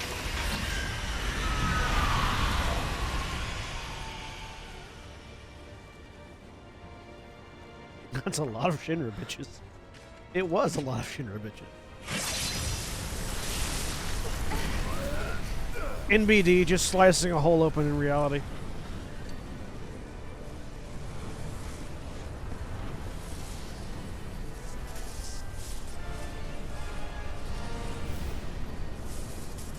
I'm waiting, Cloud.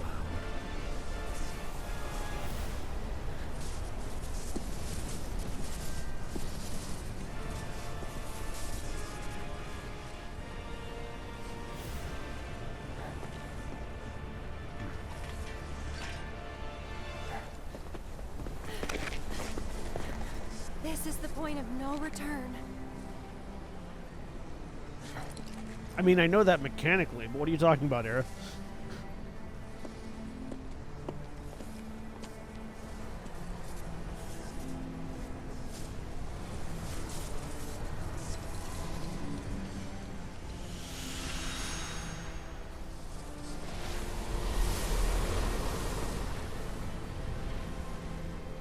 Well, that's a power that Aerith didn't have in the original game. Destiny's crossroads. And why did you stop me? I'm not really sure. What will we find on the other side?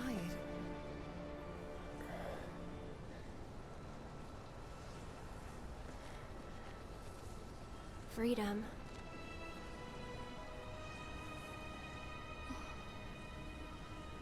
Boundless, terrifying freedom.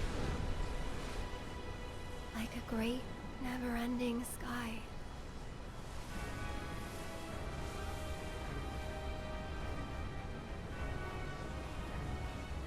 What you heard just now were the voices of the planet. Those born into this world, who lived and who died, who returned. They're howling in pain. Who's taking care of Marlene? Elmira is. Aerith's mom. Their words, they don't reach him. All these moments and memories, precious and fleeting, they're like rain rolling off his back. And when they're gone, he won't cry or shout or anything. He'd tell you that he only cares about the planet, that he'd do everything in his power to protect and preserve it. But this isn't the way it's supposed to be. There's no greater threat to the planet than him. Sephiroth has to be stopped. He has to be. And that's why I'm asking you to help me. I know that together we can do this.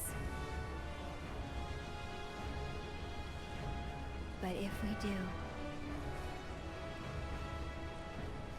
we'll be changing more than fate itself. If we succeed, if we win, we'll be changing ourselves. I guess maybe that's why I hesitated.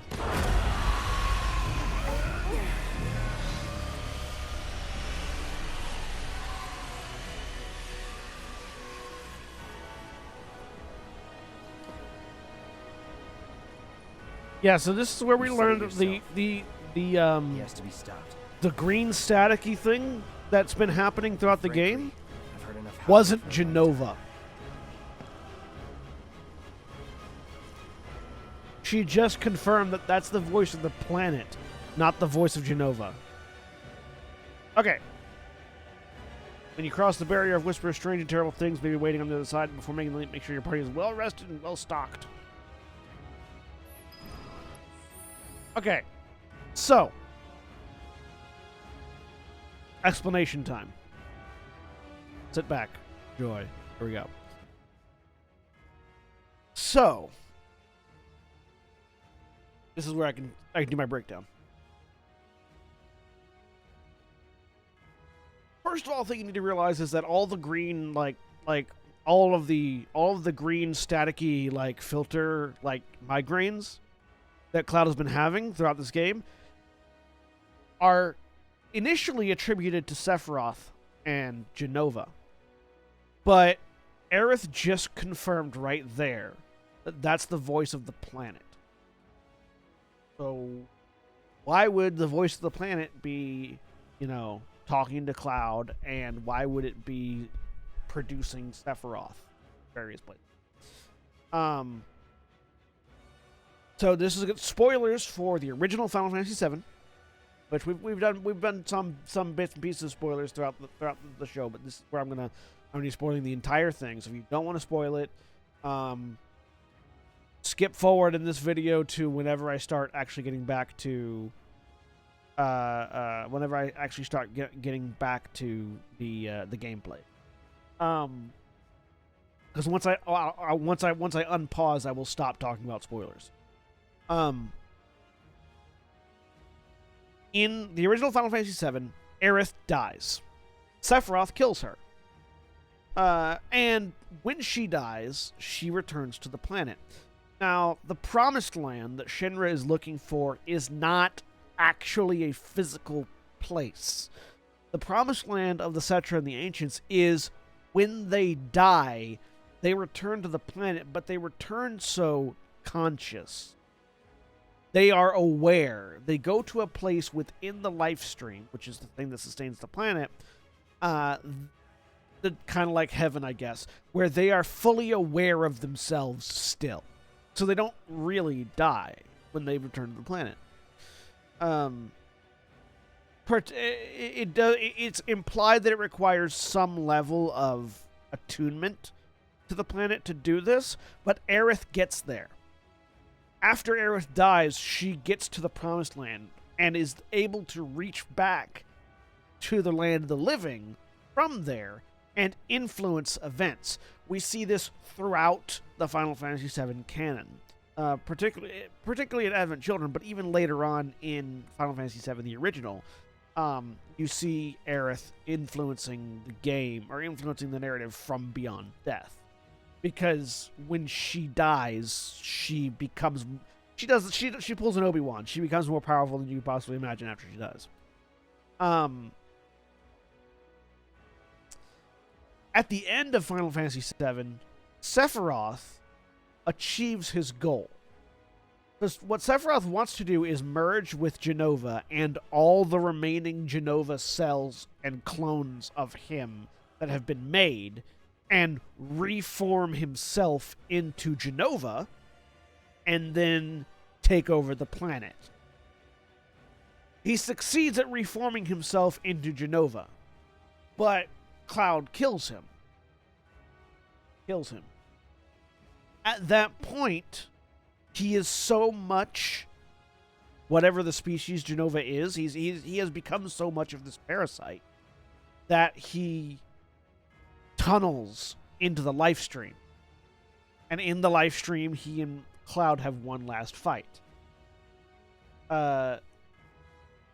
Cloud kills Sephiroth, but Sephiroth doesn't die, Sephiroth goes into the Lifestream planet. Now remember, Jenova has certain ancient-like qualities. Well, so does Sephiroth. Sephiroth continues to live on within the Lifestream, similar to how ancients do, but he is again a parasite. So, the Lifestream is not only life, but it's also time.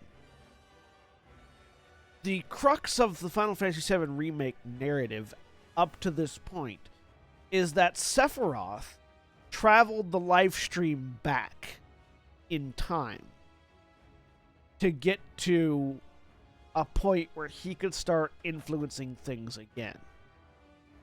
And largely he's been doing this through Cloud. He's gone back to the point where his power wasn't the greatest, but his hold over Cloud was. Because he can influence the Jenova cells that are in Cloud. That's why he's been appearing to Cloud much more strongly than he ever did in the game at this point. His objective is to form a plan to basically rebirth himself into this era with all the knowledge and power that he gained before he died originally. Aerith sent her consciousness. This is my theory. From this point on, it's theory. From everything before is pretty solidly substantiated within the canon of the game, based on everything Sephiroth says and does. This here forward is theory, but it's pretty also solidly supported. Aerith, I believe, sent her consciousness back in time after Sephiroth to try to stop him. That's why she knows so much that she shouldn't know. That's why she's able to implant memories from different timelines into other people. Because while this is her as she was still alive, much like Sephiroth is trying to do, or succeeding in doing, she is implanting her memories her former self. Now, it's not clear if Sephiroth did that already, if what we're seeing here is actually like Sephiroth's will has manifested into his current body or not. We'll probably find that out more as we go throughout the thing. But the decision point we're at right now is, within the narrative at least, is do we fight against fate? And what Aerith said there basically is, if we do, I have no knowledge of what comes next.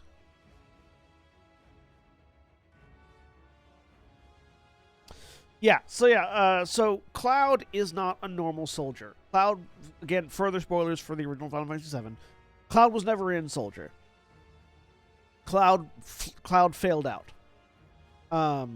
He was just a regular Shinra trooper, which is why that other Shinra trooper recognized him. He was a Shinra trooper assigned to Sephiroth and Zack, the black-haired soldier that we saw a second ago, when they went to investigate the Nibelheim reactor, which is where Sephiroth discovered what he was. Sephiroth learned that he wasn't a soldier, but he was an experimental child.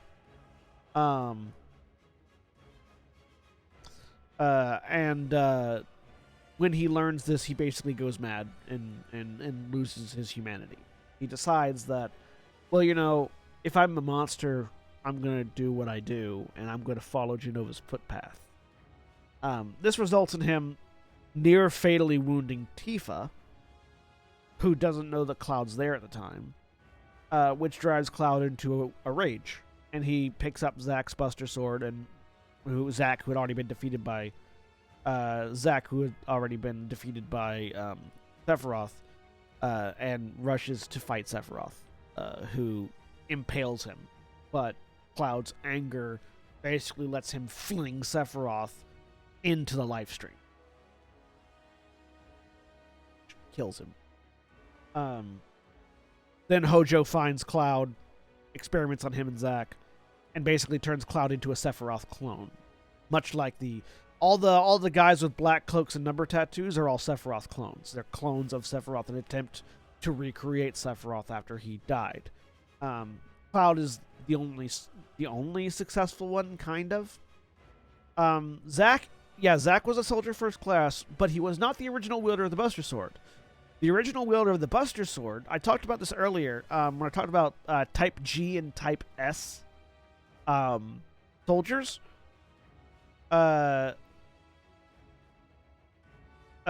Type G soldiers are from Gillian Hewley. Well, Gillian Hewley's son was Angeal Hewley, who was one of the other 4 soldier first classes.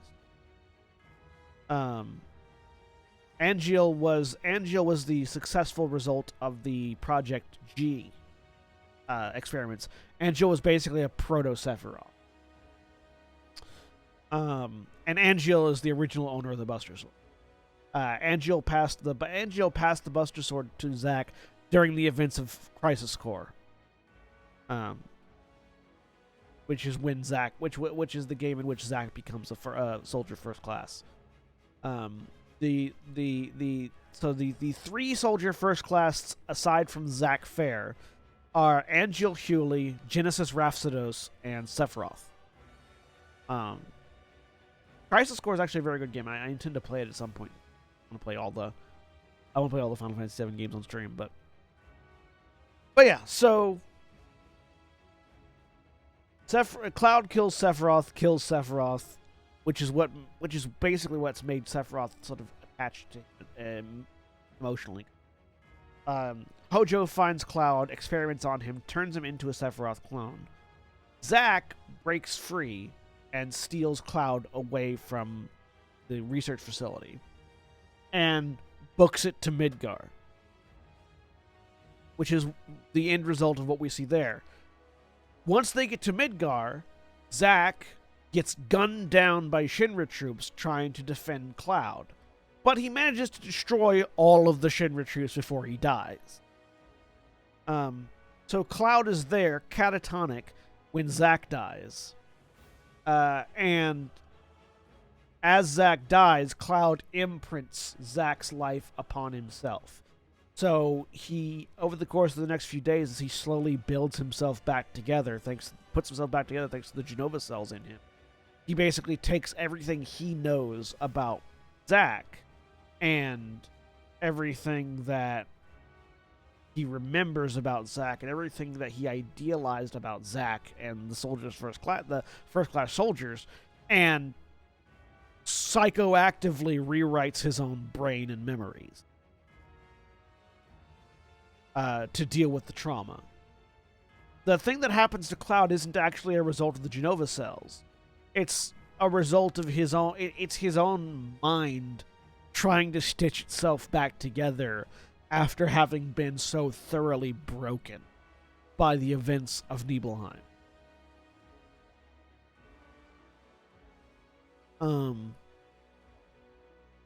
So yeah, that's why I refer to Cloud as a neuroatypical individual. He is a person who is recovering from and has experienced a vast amount of trauma that is unresolved, but he's still the hero of the story. But yeah. So the crux of this game is that if we manage to succeed here,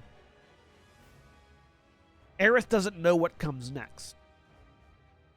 Which is literally the game going, all right, we've given you a remake, but now we're actually giving you a remake.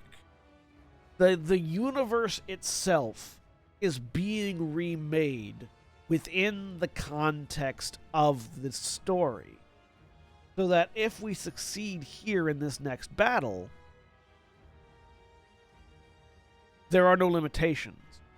We can't know what happens next. Which is such a brilliant, narrative conceit. and also one of the very few ways you could make this game and future games a surprise to the people that have loved and played this game. It's kind of brilliant. All right. Theory ranting done.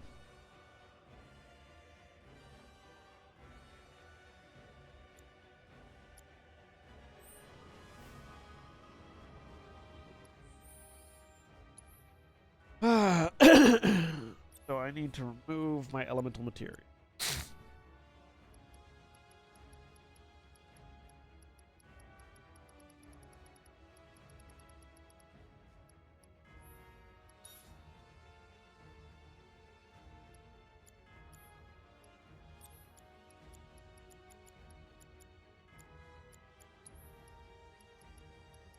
Sure, everybody has some form of a healing material.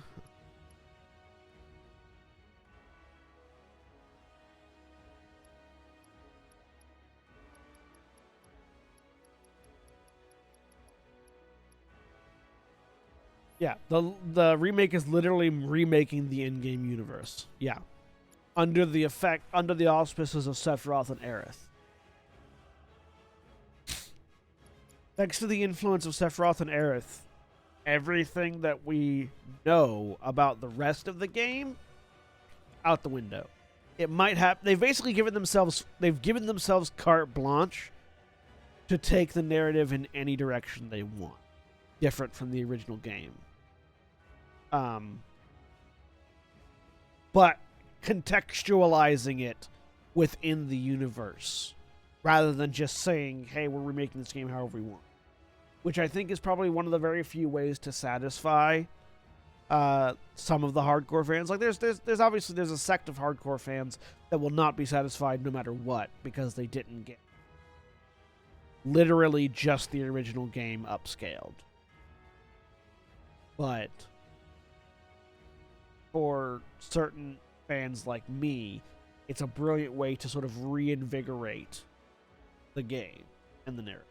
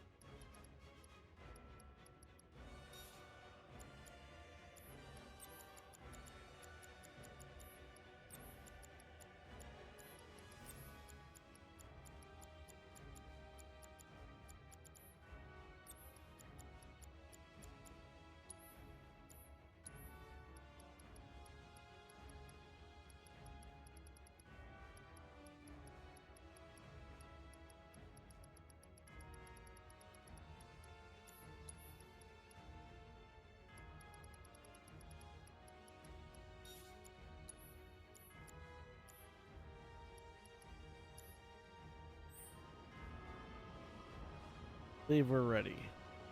Thank you, Cloud.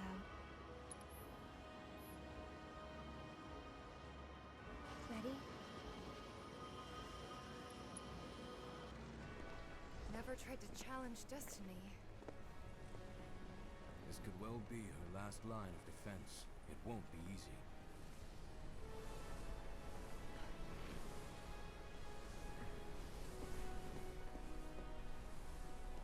Let's go.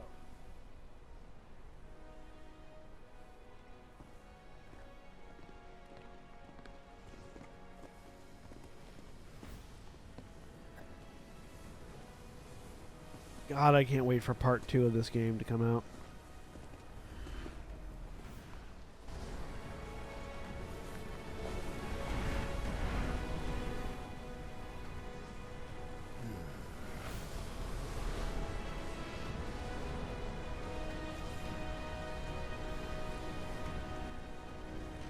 Wouldn't be the first time I spit in Destiny's eye.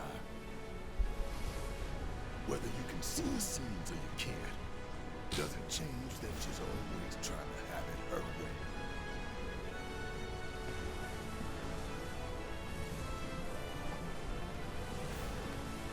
Daddy's coming home real soon, honey.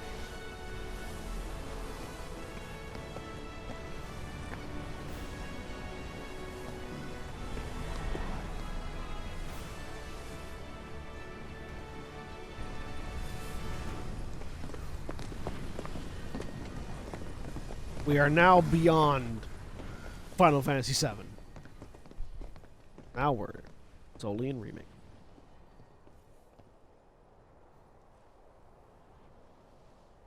I love Barrett. Barrett is great. Barrett's character got such an upgrade. The Remake. I love that he's more than just a Mr. T knockoff now.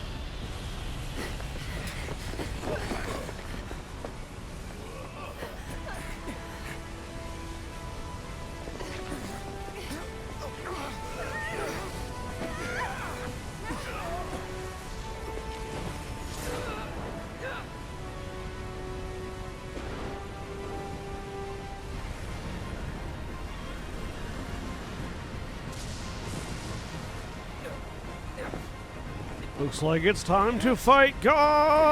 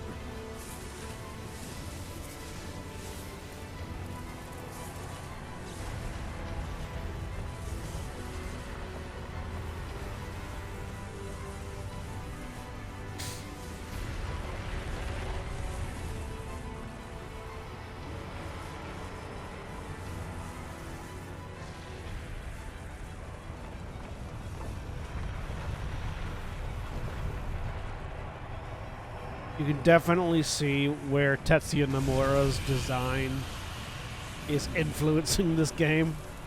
Right here. Because that's some Kingdom Hearts shit right there.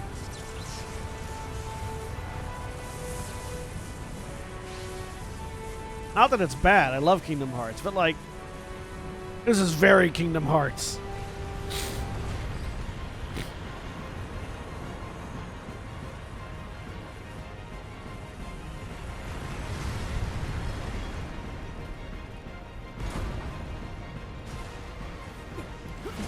Yeah, anything that was true before the start of Final Fantasy VII is still true in this universe.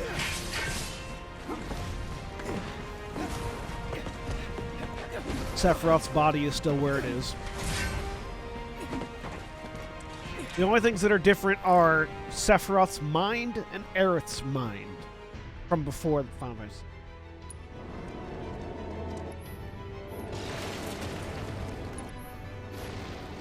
Play Three Houses next? Oh. Oh. I could play Fire Emblem Three Houses, couldn't I? I do have that. And the DLC.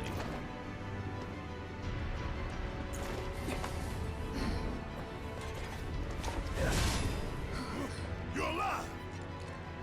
Happy to see me? Wouldn't go that far. So that thing. That's a whisper. I don't know what I'll play next yet. I think it'll be something on the PC next. Just so that I can have that. I don't have to worry about that thing above my head.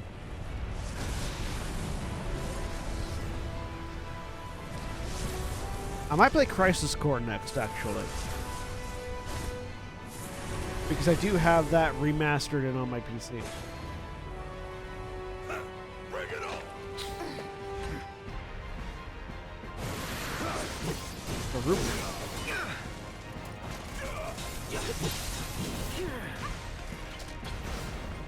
We have Rubrum, which is Cloud. Guess it's my turn. We've got Croseo, which is Barrett.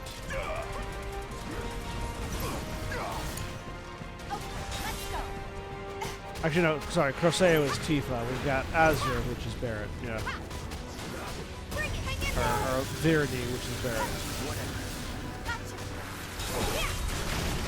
Maybe Verity is Tifa. Who knows? I mean, Three Houses is a very good Fire Emblem game. Like, it's not a, absolutely not a bad one to be your favorite.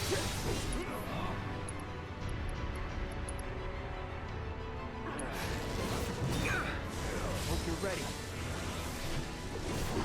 Sloppy. Don't overdo it. Need my help, do you?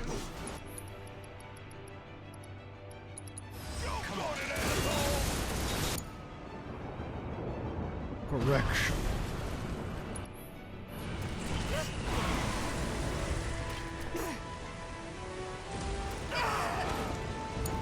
Come on, that ain't fair. Run!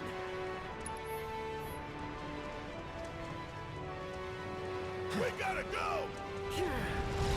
Just go! Shit, look out! Oh, run, damn it, run! Move your ass!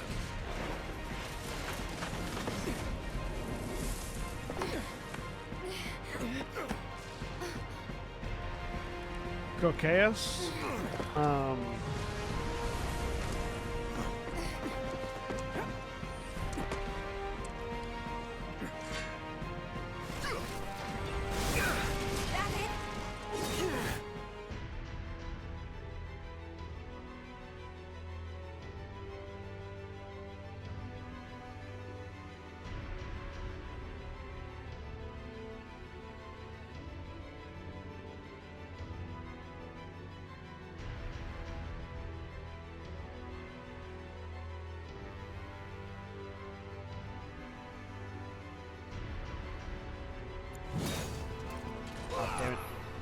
Croceo. Whisper Croceo. I don't know what Croceo could be. Don't give up. Here we go. I assume they're actually about colors, because Viridi is also Viridian. Rubrum is, I believe Rubrum is associated with red somehow. And I think Crocea is like saffron or something. Or like Croca.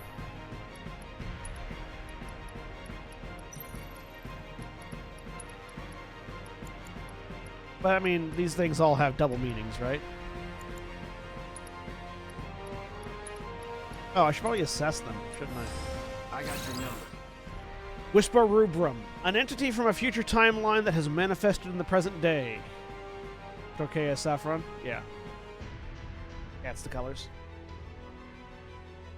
An entity from the present timeline that has manifested in the present day. It fights with a sword to protect the future that gave shape to it.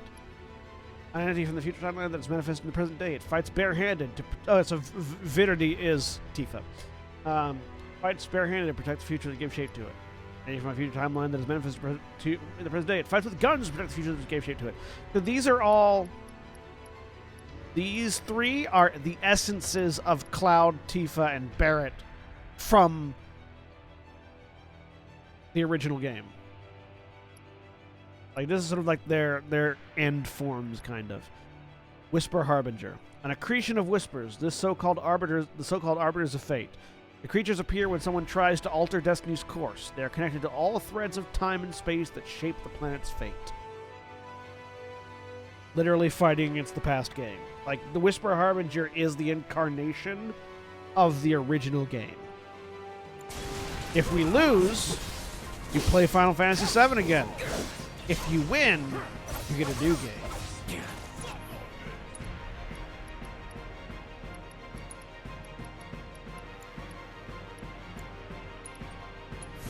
Keep it together.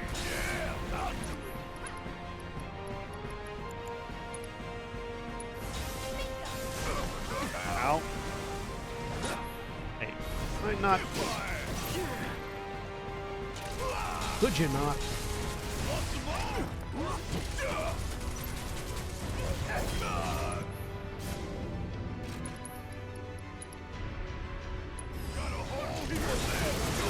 We really need to focus.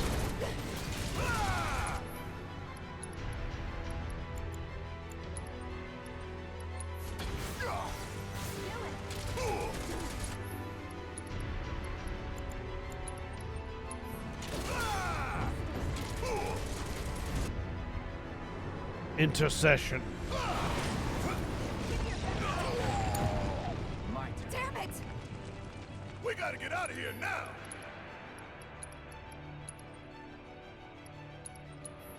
Ain't dead yet.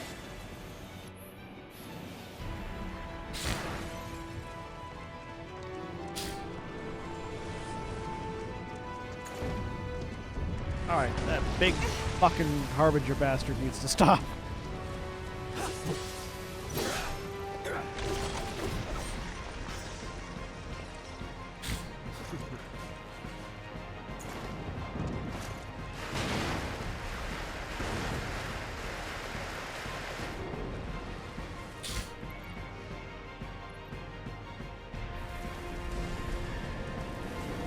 Alright.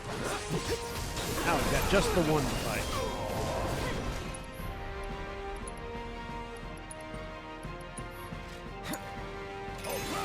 Watch and learn. Want some more? I'm counting on you.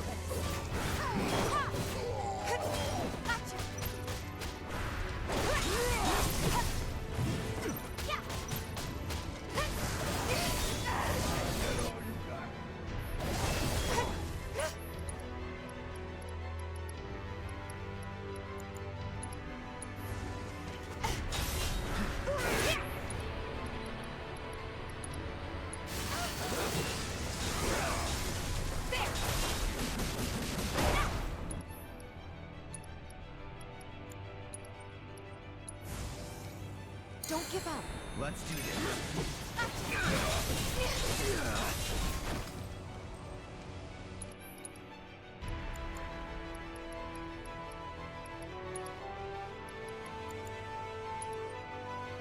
Don't overdo it.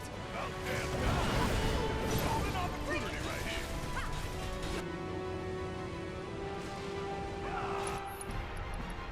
Check out this shit right here. Can you lose this fight? Absolutely you can lose this fight. I mean, you get a game over if you lose this fight.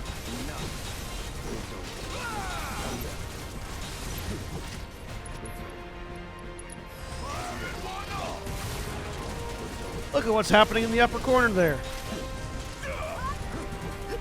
We're not when you stun this guy, you were dealing damage to the Harbinger, not him. I'm sure that means nothing.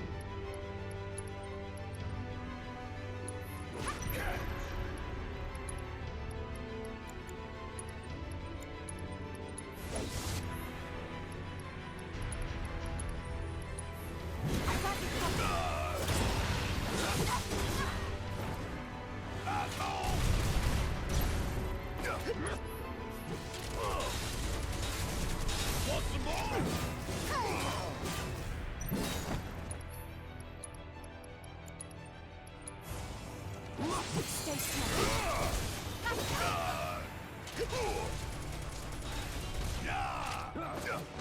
Come on!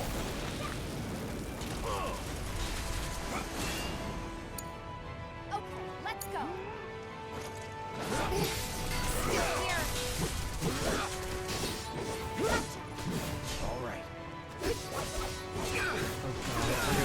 I don't even know what I did to stun him the first time. Guess it's my turn.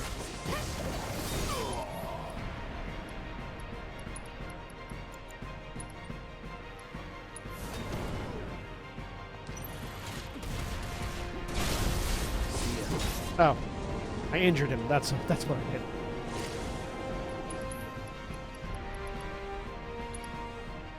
Got a whole heap of don't stop till it's done.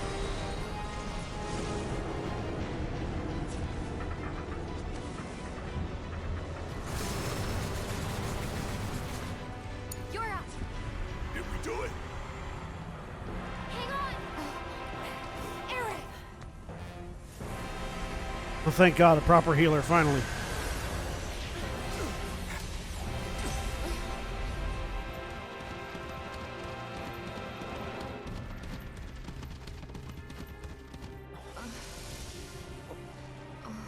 What the hell did I just see? A glimpse of tomorrow if we fail here today.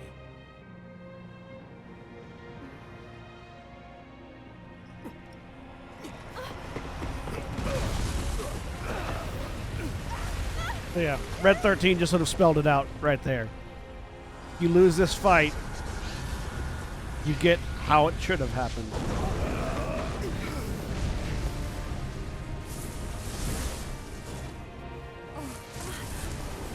I wonder how many people just instantly stopped fighting after that How do we moment. stop these things? Just let themselves die. The big one is way over there. However, these guys are right here.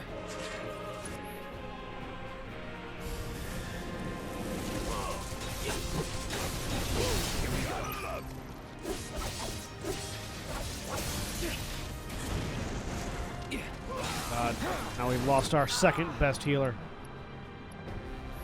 Take the lead. All right, watch and learn. Kick my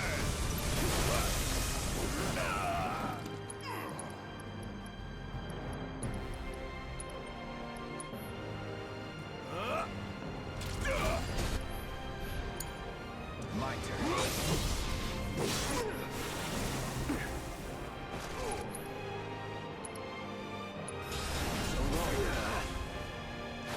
Do you mind?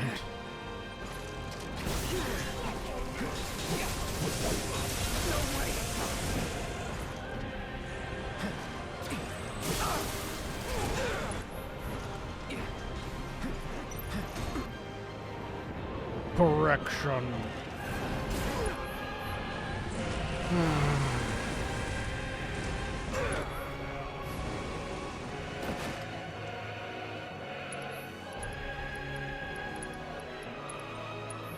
Come on.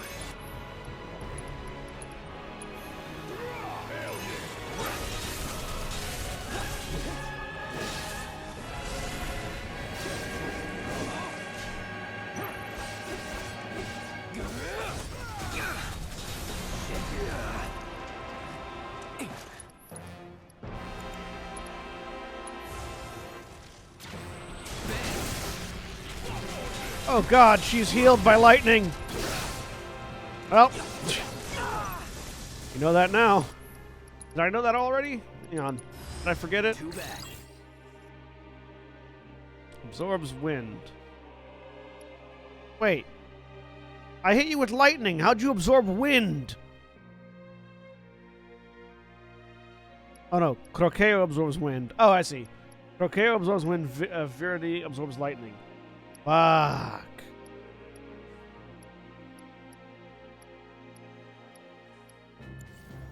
Well, No holding back. now I know.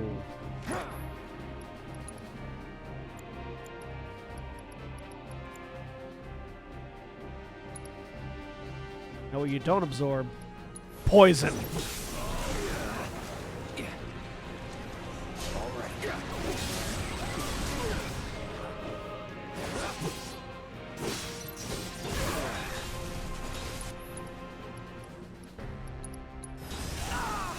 Jesus fuck.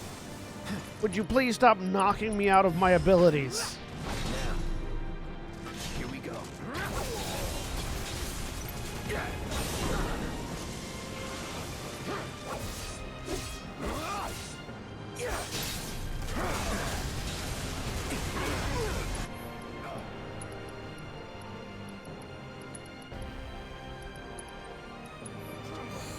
Gotta be careful.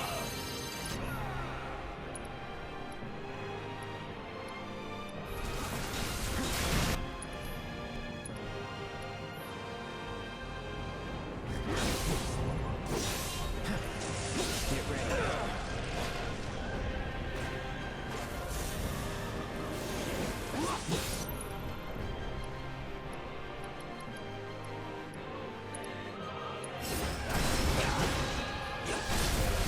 Haha.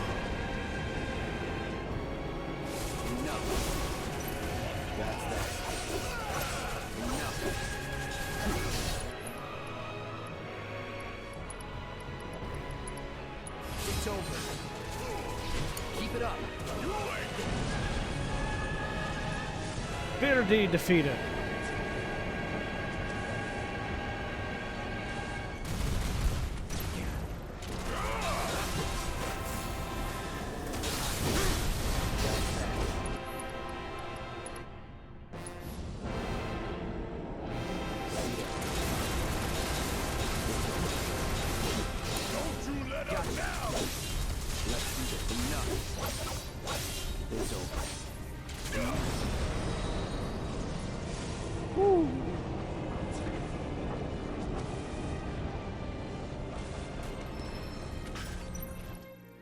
This is normally where I would stop, but we're literally at the end game.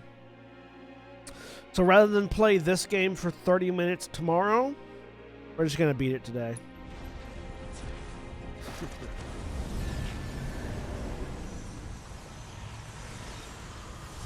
Well, there are only 3 more Power Rangers to fight us.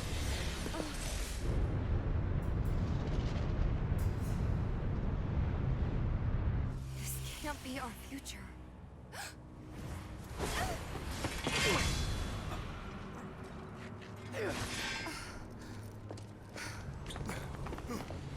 The future is always a blank page.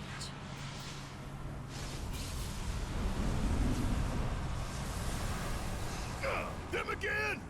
Least they can do is give us a little breather. I say we split up. Take them down at the same time. In that case, Ultra Big Boy is all mine.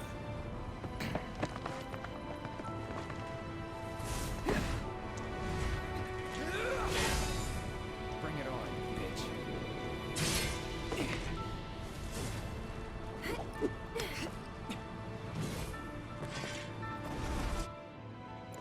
Hey, thank God, Aerith is back.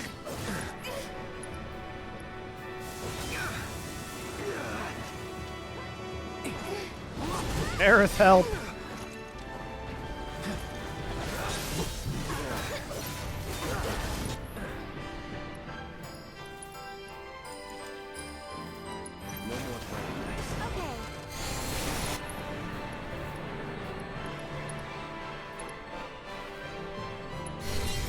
Gotta give it my all. Oh, come the fuck on.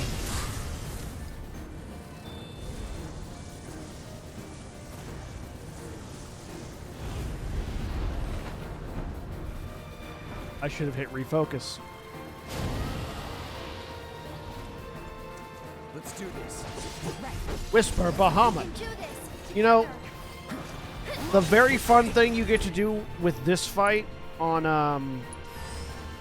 hard mode is summon Bahamut to fight Whisper Bahamut.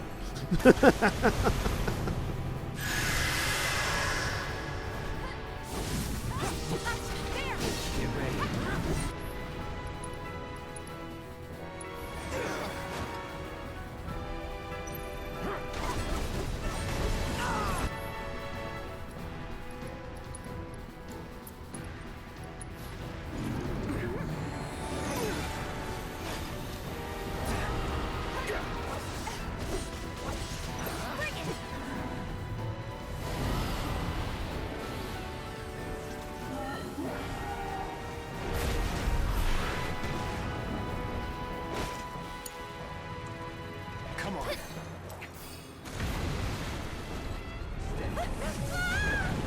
What the? Everything's spinning. You don't have to focus on Aerith just because she's the player character, asshole. Still up for it? Right.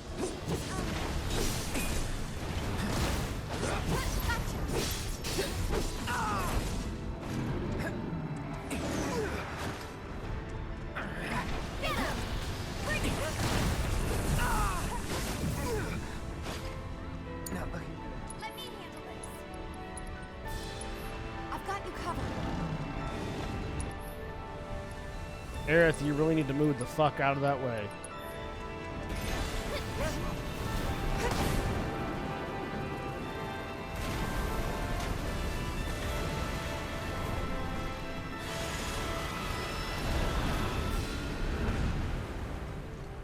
See you soon. Here it comes! This one's for you! Go on! Grab it! I'll show you what I can do. You've got this! Hang back.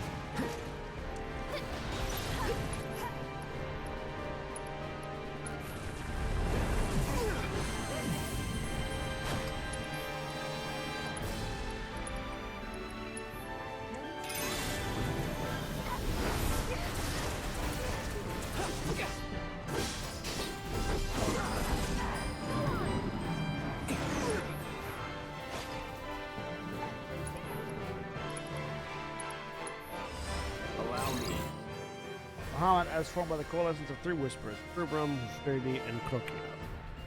No absorptions, greater resistant to percentile damage, or percentage damage, and fixed proportional damage and fixed. So, not as hurt by, like, Cactar.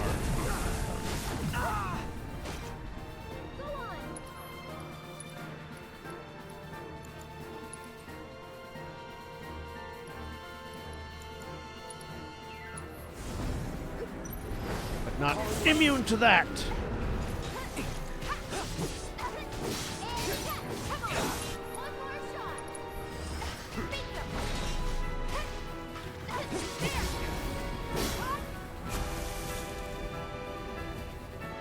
God damn it, now we still have to fight them again.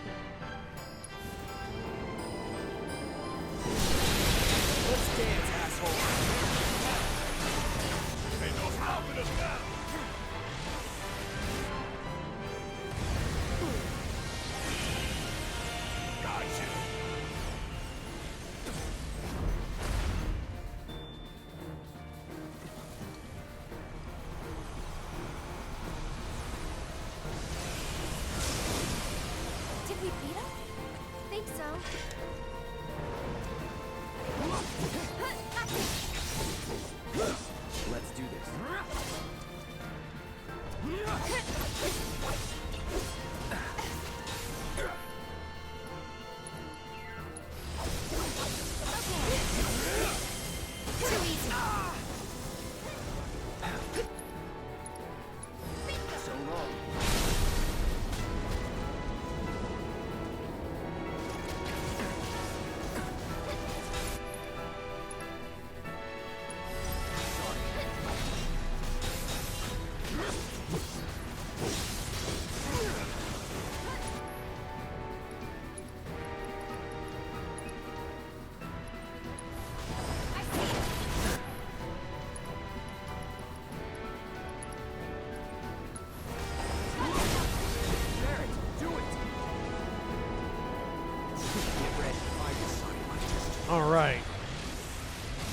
2 down.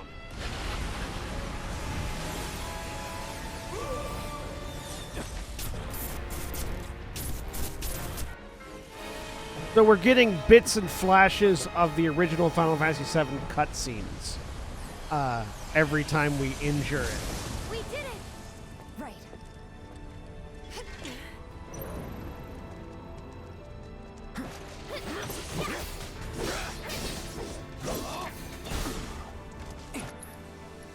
The casting of Holy and the death of Aerith there.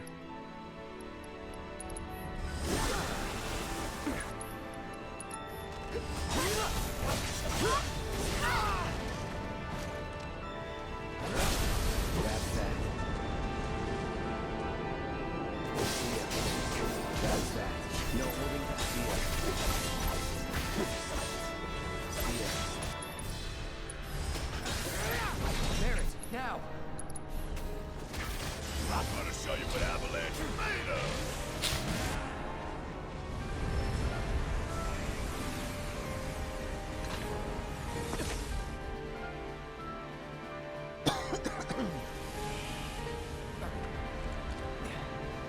I like how even with that one, it was showing Cloud burying Aerith, but even then they don't want to spoil it. So like Cloud and Aerith are like blown out, like lighting wise. Go on! Come to me.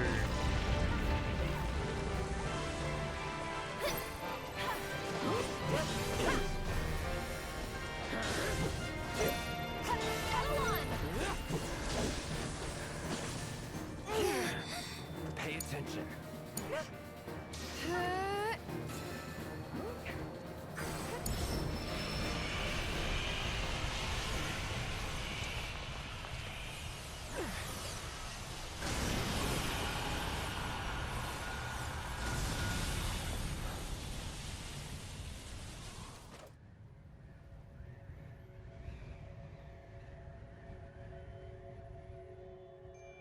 Well, we just killed the God of Fate.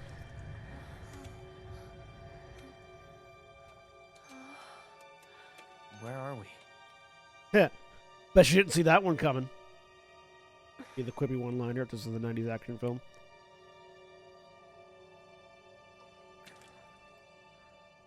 I'm waiting, Cloud.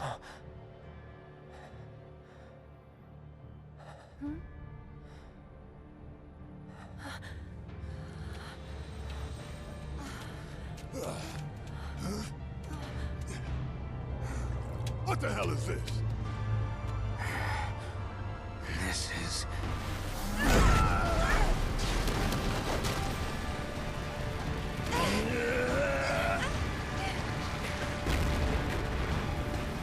Sephiroth.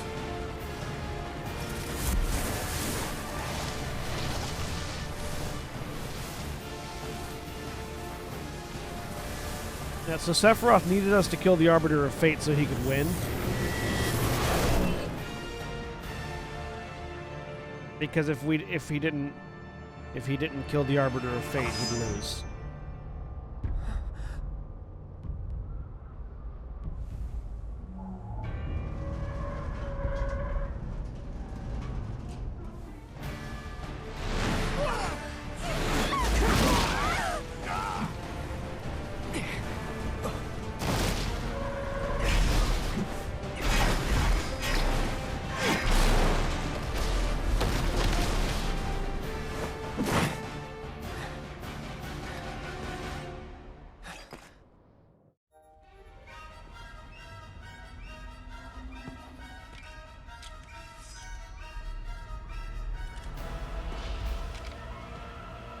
That's the Masamune. Let's finish this.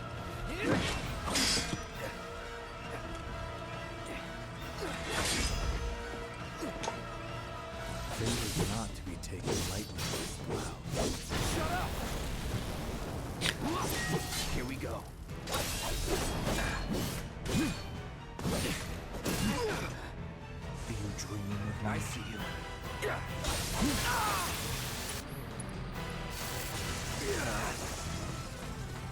Come, Cloud. Oh, damn it! I didn't hit it. I didn't hit it fast enough.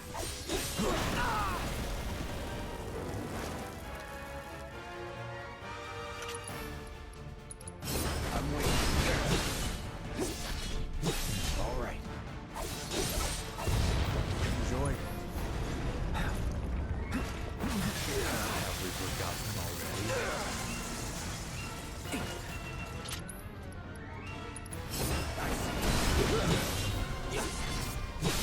Let's finish this.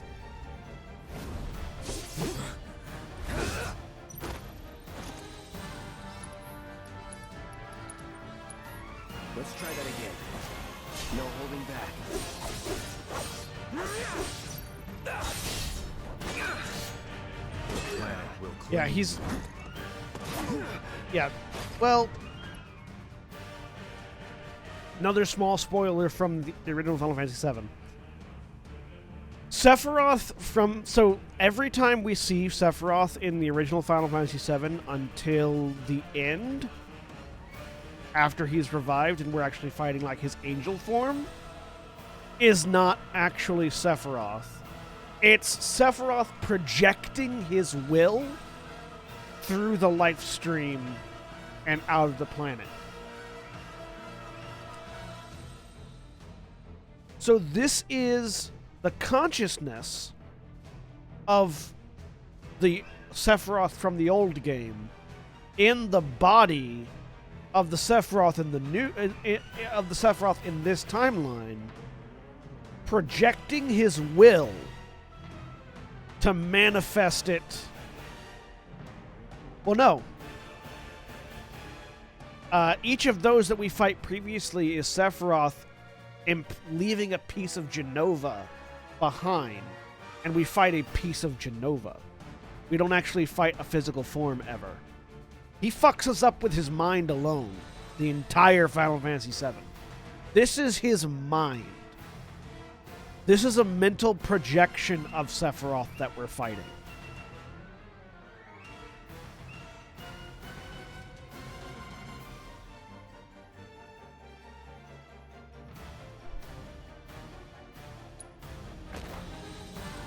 Beg for forgiveness. Yeah, the mutation things that we fight throughout the original game are pieces of Genova, not Sephiroth clones.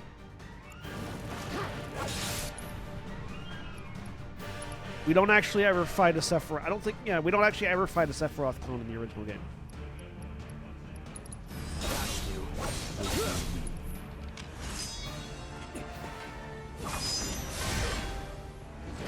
This is just a projection of Sephiroth's force of will.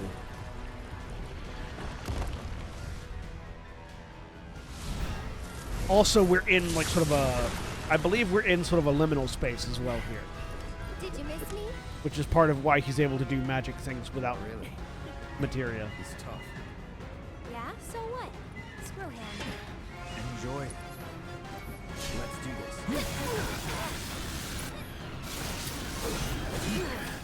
One more shot!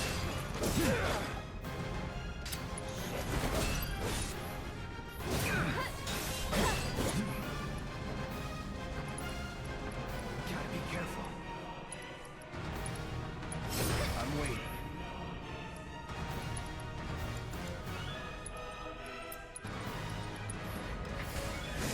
Stay strong, okay? I won't give up.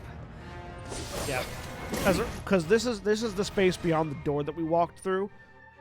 We walked into the realm of the Arbiters of Fate. So this isn't reality anymore that we're in.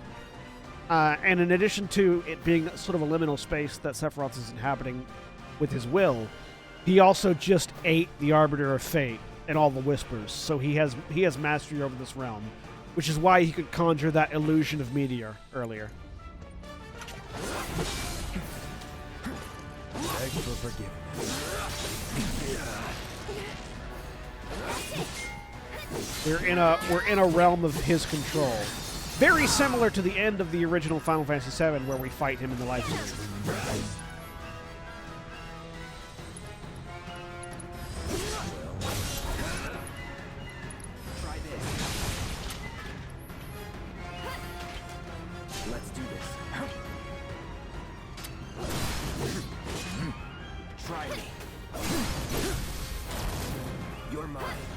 Going all out. Nothing personal. This one's for you!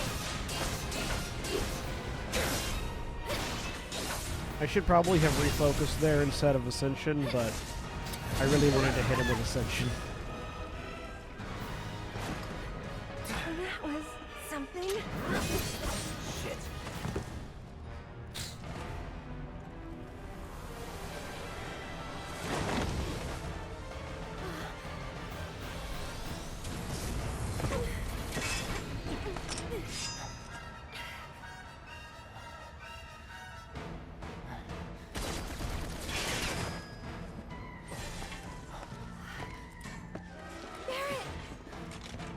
Better late than never. Let's go. Enjoy it.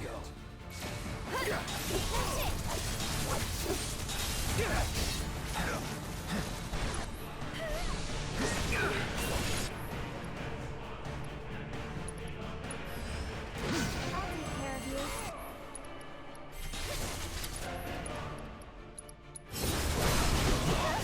Yeah, counter stance is a big help here. The Sephiroth will cast spell, then attack. And if you can get counter stance off before he attacks, you'll take no real damage from him and will instead counter attack. Not looking good.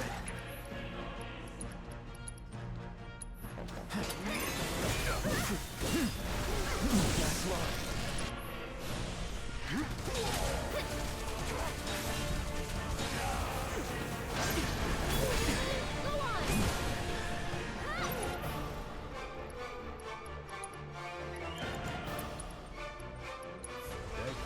Stay strong, okay?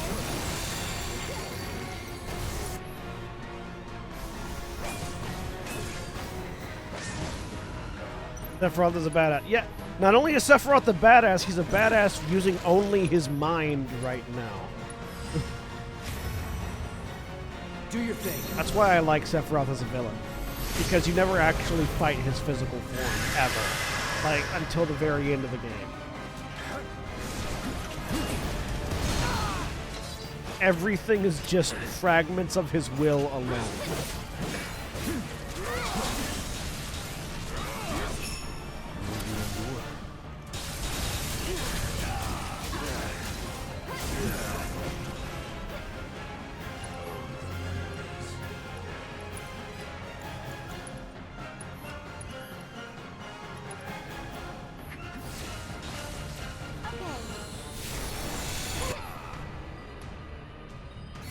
Don't overdo it.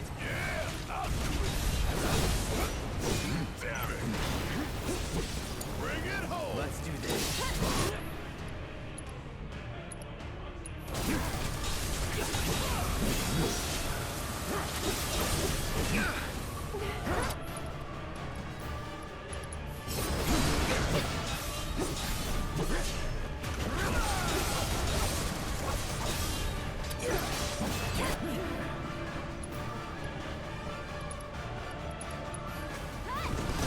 I got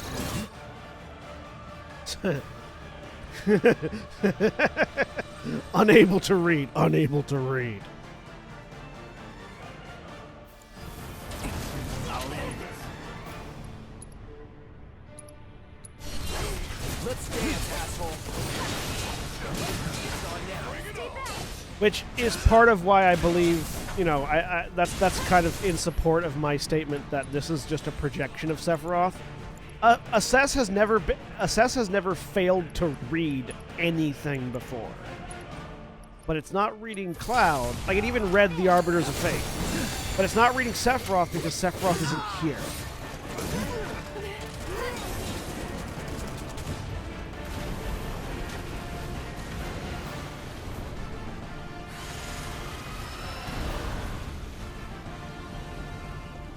Good job.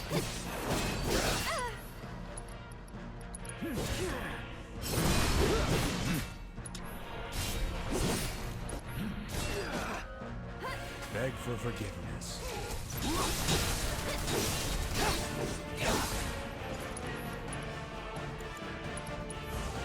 Enjoy it.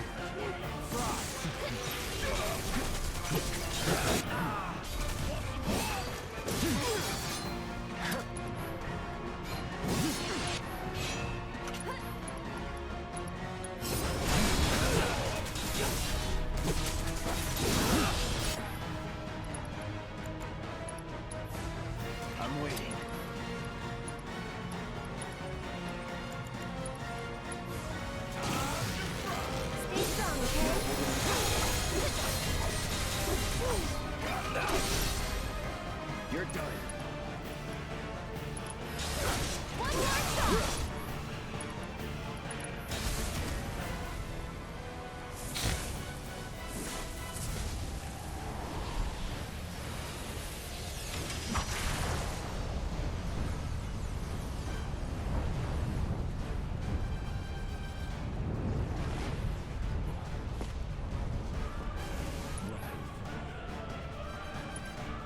Fuck, what do I do with Shadow Flare? Block? I run. I run. Run around. Oh fuck! He's about to drop a meteor on us.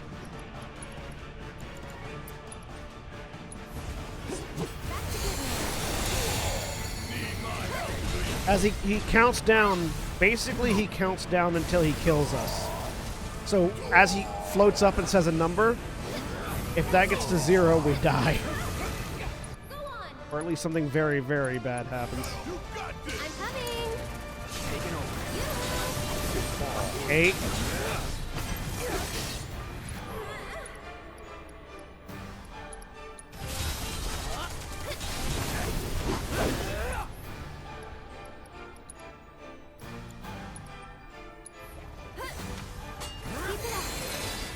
DPS race. Darkness falls.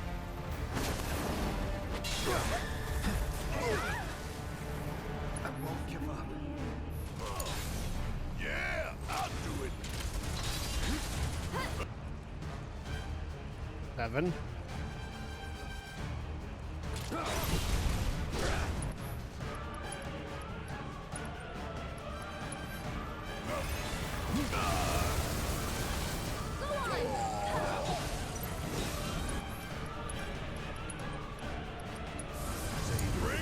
So it's my turn? Woo! We get it?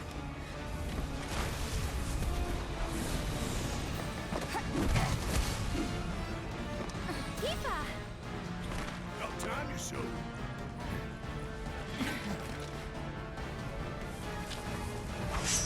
We can do this. We can. We can change it. Make it right.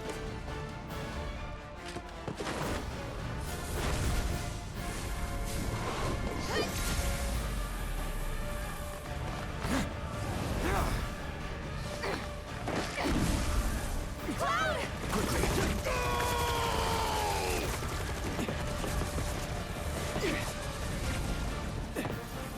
Like I said, it'd take about 30 minutes.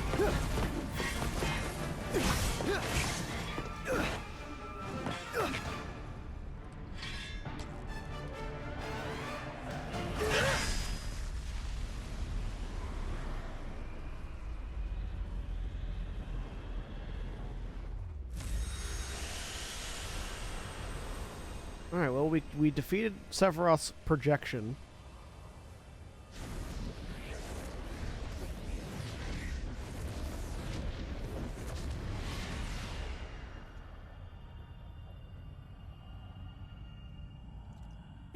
Now we've tunneled down into yet a further liminal space.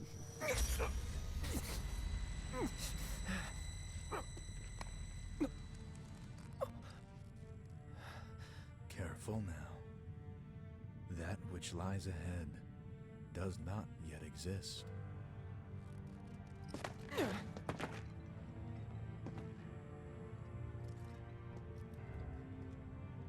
Our world will become a part of it one day, but I will not end. Nor will I have you end. This is... The edge of creation. Cloud, lend me your strength. Let us defy destiny together.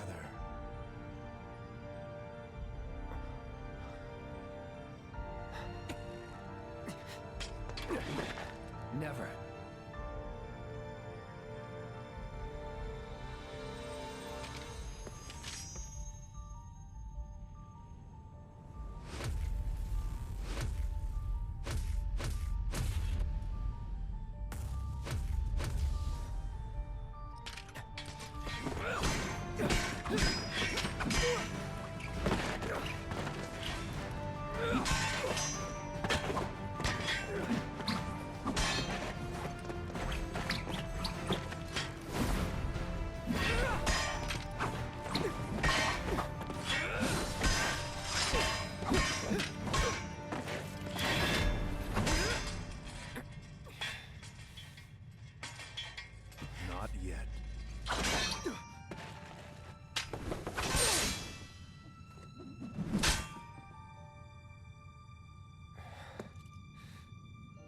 7 seconds till the end. Time enough for you, perhaps. But what will you do with it? Let's see.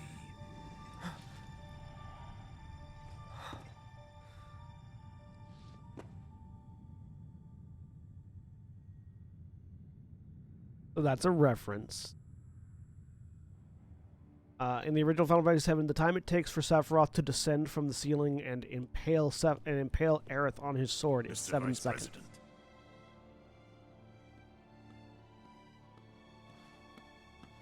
Mr. President. Sephiroth is basically baiting Cloud to stop that from happening. And That's right.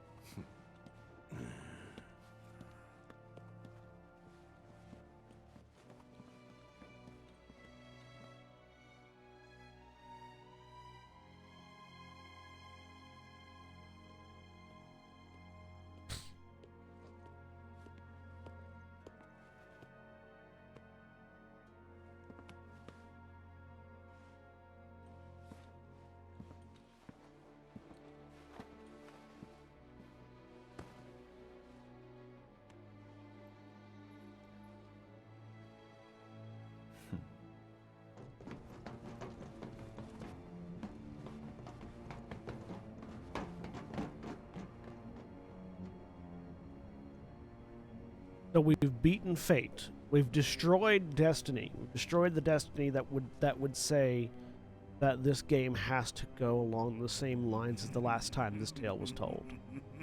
We did so at the prodding of Sephiroth, who stands to gain quite a lot if the Arbiter of Fate is destroyed. But what does that mean now?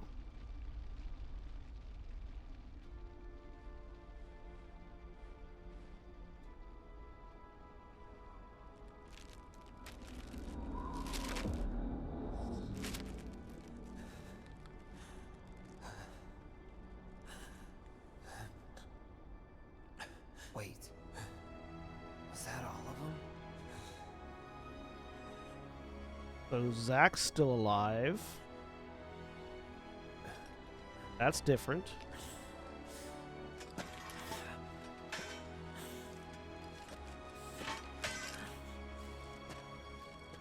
Hey, Cloud. But, I mean, Zack does die shortly.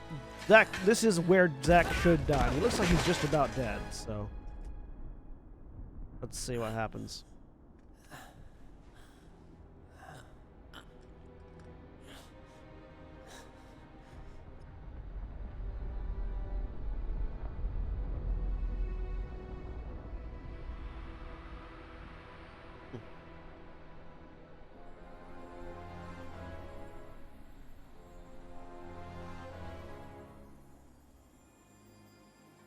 Well, that's weird.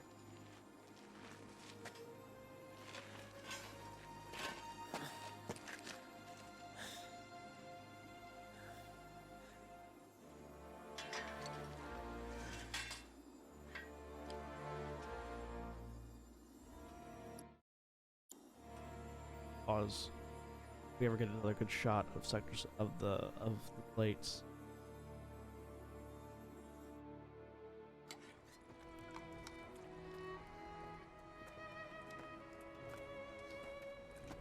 Here.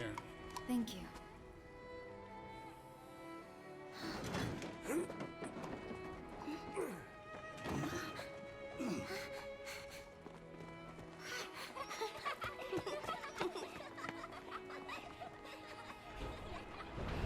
Yeah, Zack lives, which is weird because we know Zack's dead by this point. Because Cloud's here and Zack's not. And Cloud has the Buster Sword.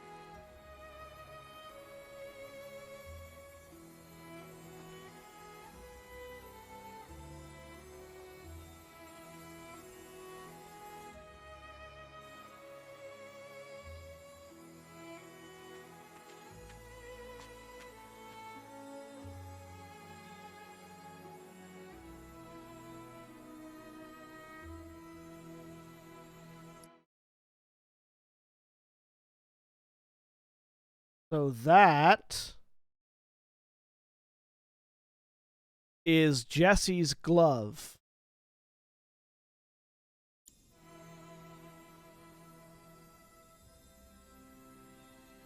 And Biggs.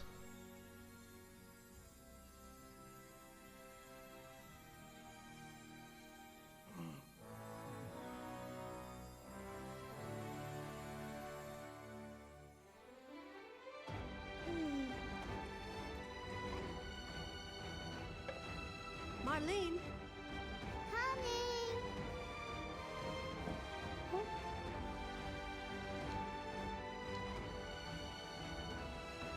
Daddy?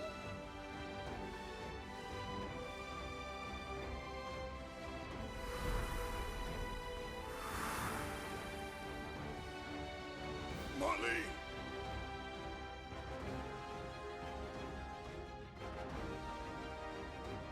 I'll come back.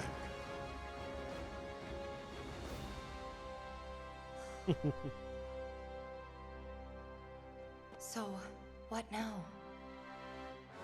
So we know Wedge survived because we've seen him, although we don't know if he survived the Shinra Tower yet.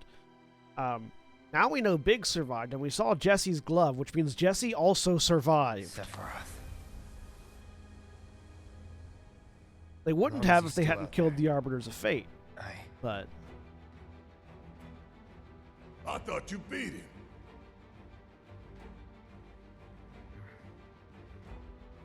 We can.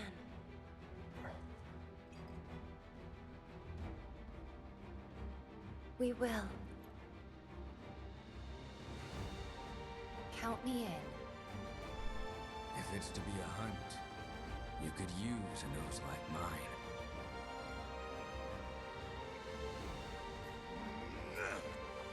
I'm in too. Bastard wants to destroy the whole planet, doesn't he? An enemy of hers is an enemy of Avalanche.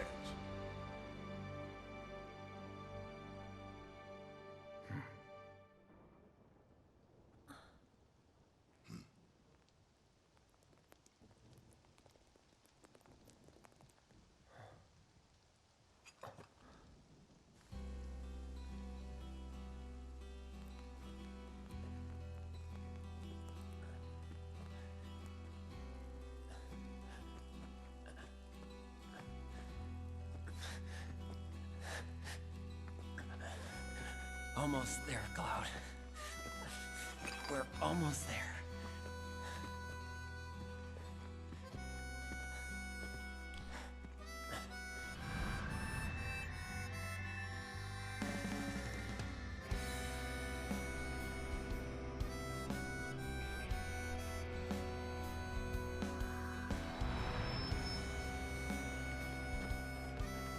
so we've just experienced yet another timeline I adjustment. miss it.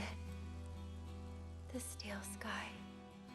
Because we killed the Arbiters of Fate, they couldn't be around to make sure Zack died there. In a different timeline, in yet a third timeline. So now we've got a timeline where Zack's still alive. We've got a timeline where Biggs, Jesse, and Wedge didn't die after Cloud and them and the others beat the Arbiter of Fate, and have reoriented their goal to fight Sephiroth now.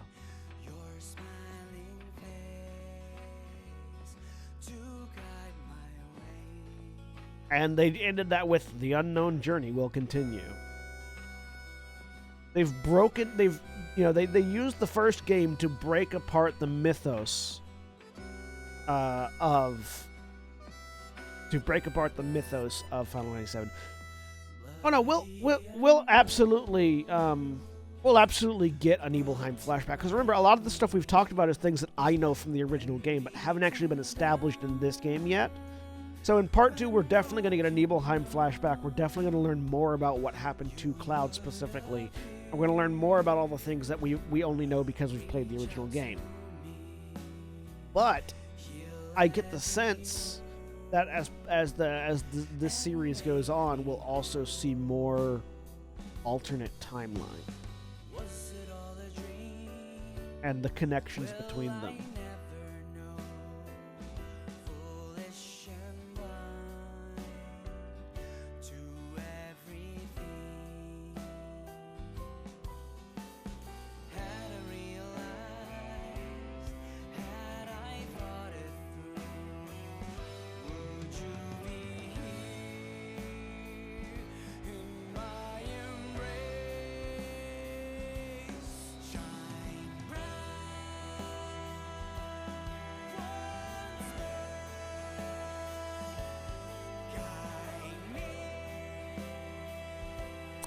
And this means I've got to come up with something different to play tomorrow. I'll figure that out tonight.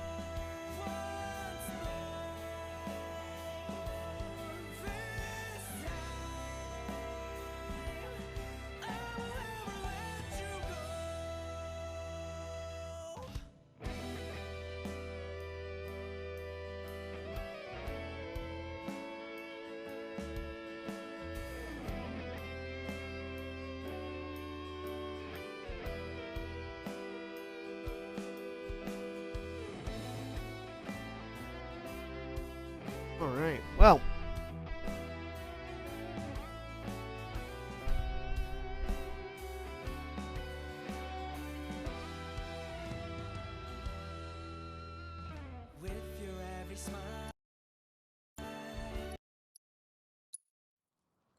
before we go, I just want to three houses.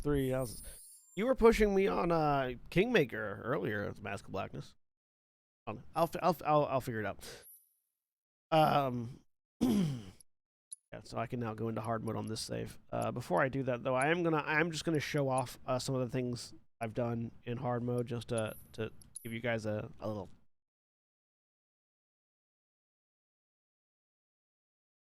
Of what hard mode is like, or at least of some of the rewards you can get. You can't do both at the same time, Mask of Blackness. Yakuza. I mean, I could play Yakuza Like a Dragon.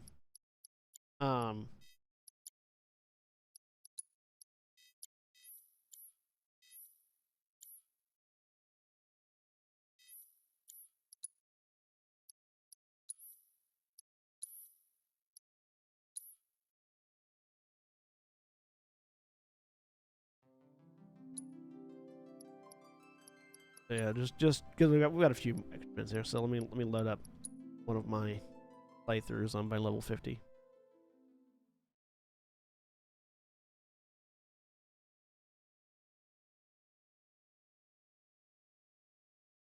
In fact, you could play Yakuza 0 like a figure out how dragons hold controllers.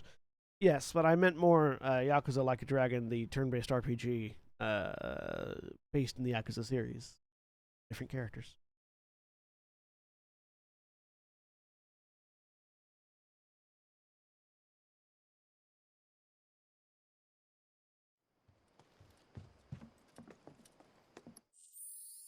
So yeah, so at the level cap is 50. You can only really get in hard mode.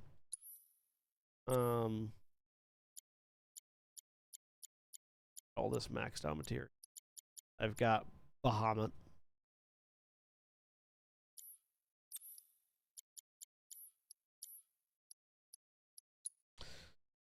You eventually get the ability. So yeah, like I said, you know, you in hard mode you unlock more weapon cores, and you can get all of your weapons completely maxed out. I will note that the nail bat never gets higher than 30 attack and 30 magic. The nail bat is a crit weapon. It's meant to if you want to crit real easy, more than anything else.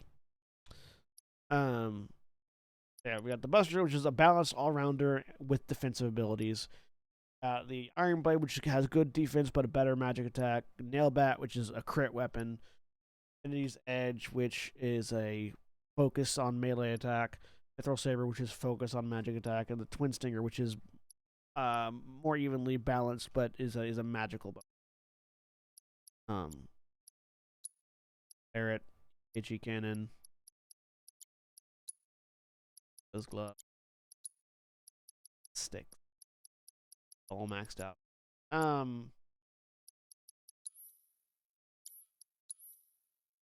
I've got almost everybody. I've not scanned a Grenadier. Like I've scanned.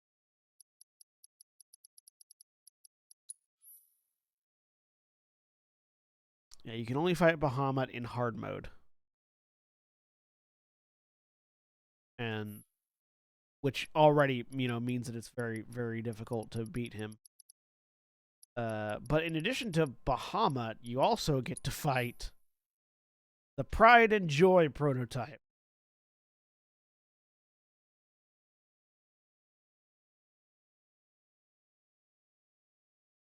which for those that have played the original game, this is the prototype of the Proud Claude. It was a pain in the ass to beat. But beating it got me the Gotterdammerung, which lets you enter battle with a full limit break, and then your limit break gauge fills faster while you've got it equipped. So you have to go through and beat the Pride and Joy, which is the hardest like sort of the big hard secret boss. And then you get so you beat Bahamut first, then Pride and Joy, then you get Gotterdammerung, and then the game is trivial. Because you just limit break, and you're done. It's kind of amazing. Anyways, thank you all for joining me on this journey as we have finished playing Final Fantasy. I said I don't know yet. I don't know quite yet what I'll be doing next. I have a list of things. 3 Houses is now on that list. So is Kingmaker and a few other things. It'll basically come down to what I've got, around tomorrow. What I feel like playing for a period of time. Tomorrow we will be back. Skywalk's 9 went up today? Oh, really? I'll have to go listen to it. Tomorrow we'll be back with more ADHD stream with a different game. Thanks for joining me as we play through my favorite game. Well, the remake of my favorite game, which is still my favorite game, really. Yeah. We'll see y'all next time.